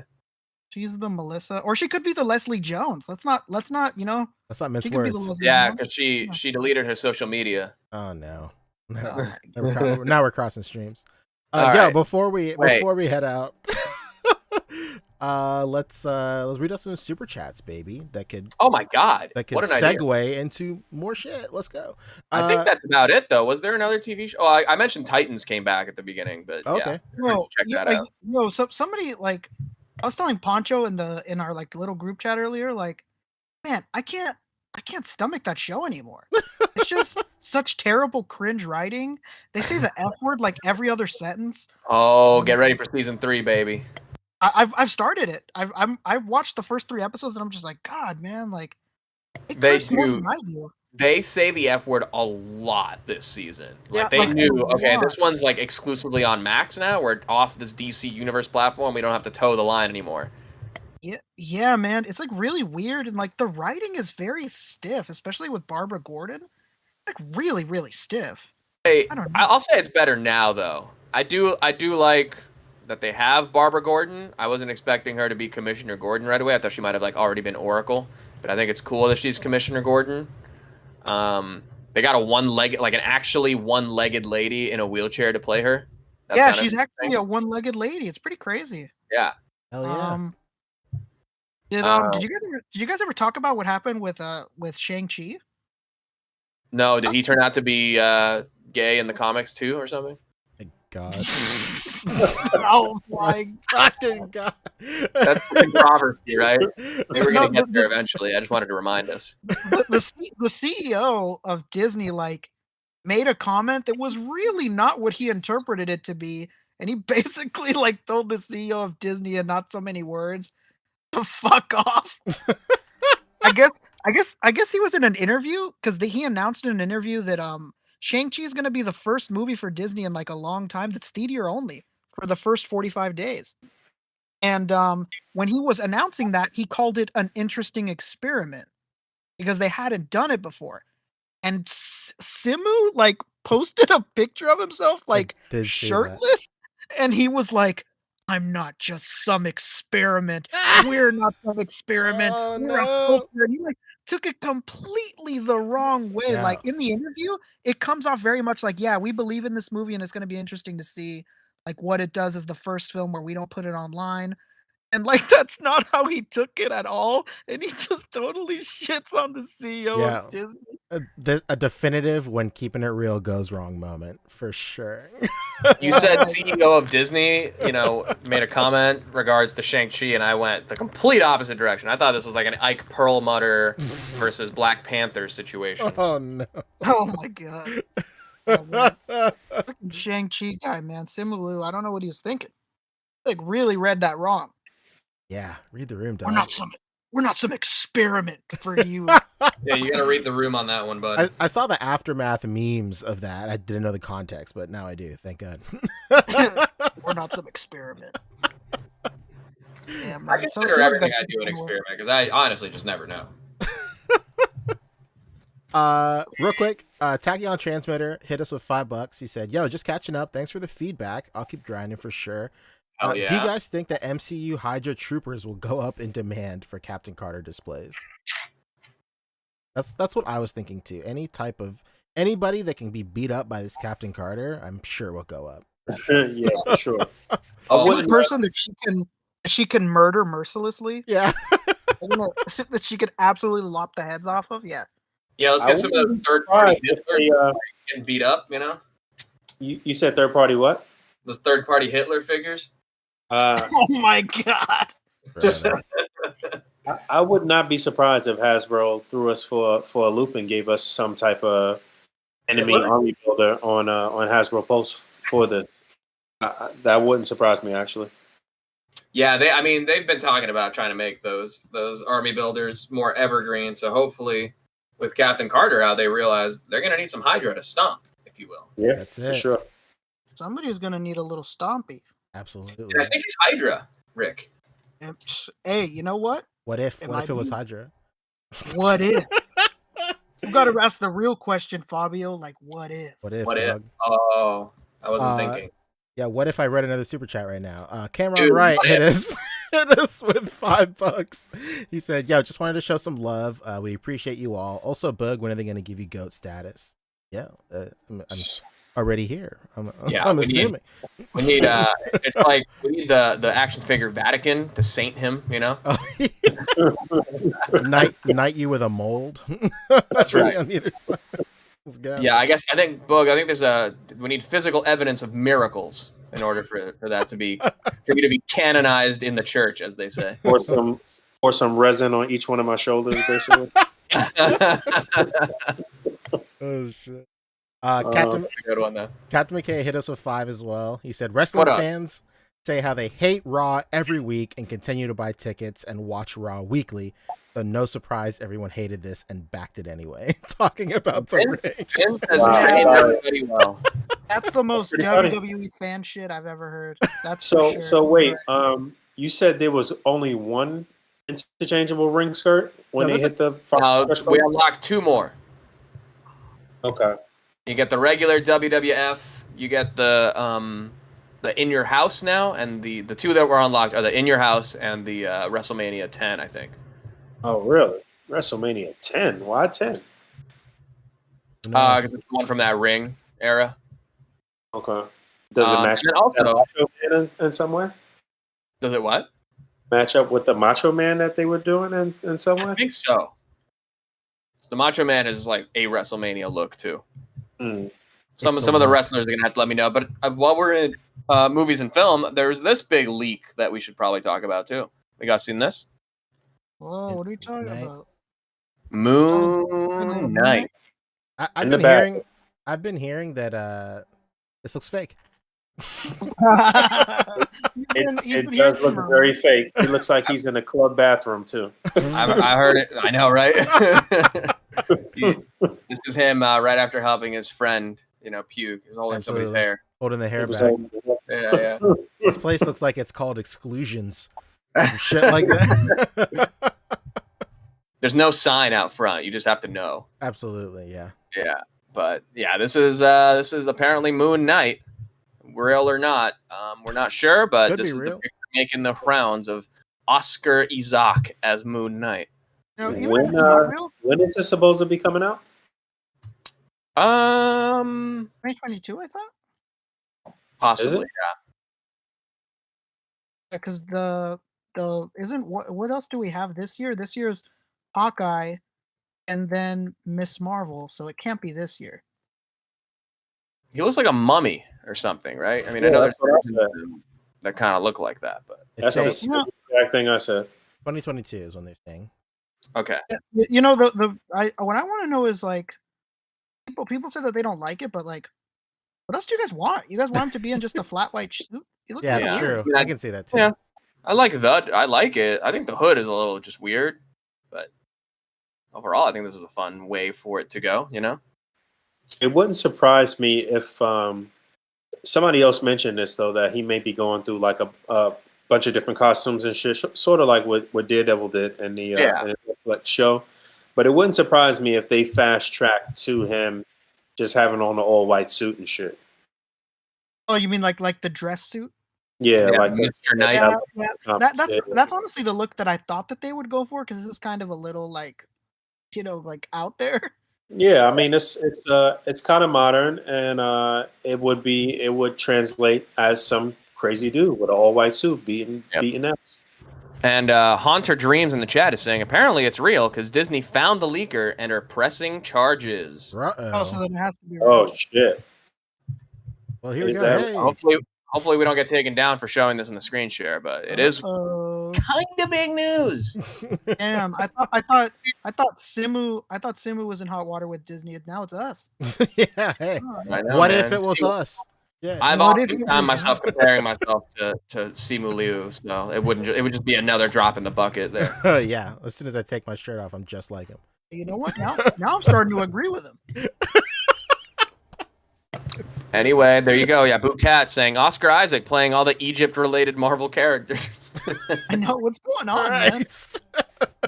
They looked at him and they were like, Latino? That's close enough. I bet he got deja vu in that meeting. Like, listen, Isaac, we want you to play this Marvel character, right? He's Egyptian based. Okay, wait, I've been in this meeting before. All right. Well, there you go. Like it or not, this could be the look we're getting. Hopefully this means they'll drop a trailer soon. Apparently we're not getting a trailer for Spider-Man, so goddamn, drop us a trailer for some of this. Yeah. At least a sizzle reel, Yeah, I know that meme was making rounds where like, a fake story about how there's not going to be a trailer. Yeah, what if there is no trailer, dog? That would be the greatest shit ever, I think. What if? Just show the logo and like that's it. Just show the logo, say when to cram into theaters and like, yeah, let's go. I honestly half expected the trailer for the new Spider-Man movie to be like Tom Holland just like doing a stupid joke and then like the logo. Yeah. It's probably gonna be him like with how a they handheld revealed camera. the actual title. Yeah, exactly. Yeah, that's what I thought they'd do. Well, that's about it. We're near the top of the hour here. Should we throw some plugs out and get up out of here? Yep, real quick. One last super chat that ties into some current A.C.B.A. events. Crunchy Cheeto Creations hit us with 2. He's asking if there's any news on Summer Shot winners. Right, we're in the judging process right now, brother. and we're going through all the entries. Lots of great entries, man. Hell yeah, this year, lots of super great entries. A lot of entries for the first round, and just trickled off. Just like less and less every week. Yeah, just like summer shots of like every other year we've done. Just like October is like that too. So yo, if you showed out in the third round, you got pretty good odds, baby. Basically. That's a good call for sure. Yeah, so if that's a secret strat for every for every competition. War of attrition, right? Just outlap the competition. Yeah, basically. I think we'll have everything wrapped up by next show. So yeah. Cool. And yeah, that's basically it. Let's do plugs and let's peek it out, baby. That's a good call. So yeah, just a friendly reminder. Monday I'll be sitting down with the Hasbro crew. I guess if you want to throw some insight or some questions on the comments of this video, maybe I could kind of do some magic and try to include some things into the things that I want to ask on Monday. It's only 20 minutes, so I'll try to move as fast as I can, and Dwight will do everything he can to be really long-winded on the simplest questions and cut into my time. But yeah, that's all I'm really looking forward to this week, I guess. I do have a couple of things coming in the mail. But yeah, that's it for me. Monday, Hasbro, and yeah, I'll talk to you guys a few times throughout the week. Fabio? Oh, well, you know me, Fobster360 on all the socials, Instagram, Twitter. Wait, no, not Twitter. That's actually still something else. Forget about Twitter, but on YouTube mainly these days. Definitely go check out my channel. We get deep into the Mezco weeds. Doing a lot of coverage of Mezco on there. Come check it out. Doing streams weekly. Got some videos I'm working on coming out pretty soon. Follow me on Instagram, Fobster360. That's about it. Hell yeah. What about Rick? Where's he at? Hey, what's up? You know me, I was here the whole time. Hey. I was just really shy today. Absolutely. So that's why you guys didn't hear me. Hey, it's me. I still got shirts. I'm still on Instagram.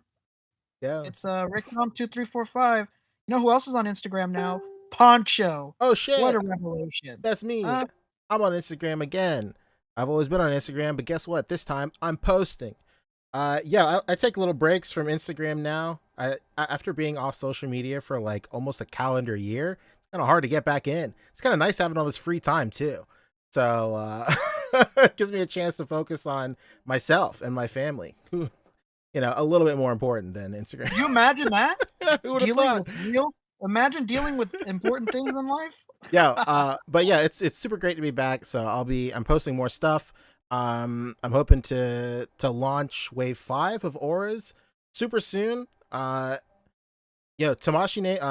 Nation's Bluefin, you're doing me a favor by delaying that hit more and more, because I'm probably gonna launch wave 5 whenever hit comes out. So just keep an eye out for that. And that's basically it for me. Boog, you want to take us out? Let's go. Let's go. All right. Thank you all for hanging out. Thank you for everybody who donated, gave us donations, super chats. As always, we're going to continue to be upgrading the show because this is due in part to members like you. So thank you. And until next week, please, like I said, please put some comments on this video if you want to ask Hasbro anything. And thanks for hanging out. As always, rate, comment, subscribe, hit that bell down there. And until next time, peace. Bye. Goodbye. Bye-bye.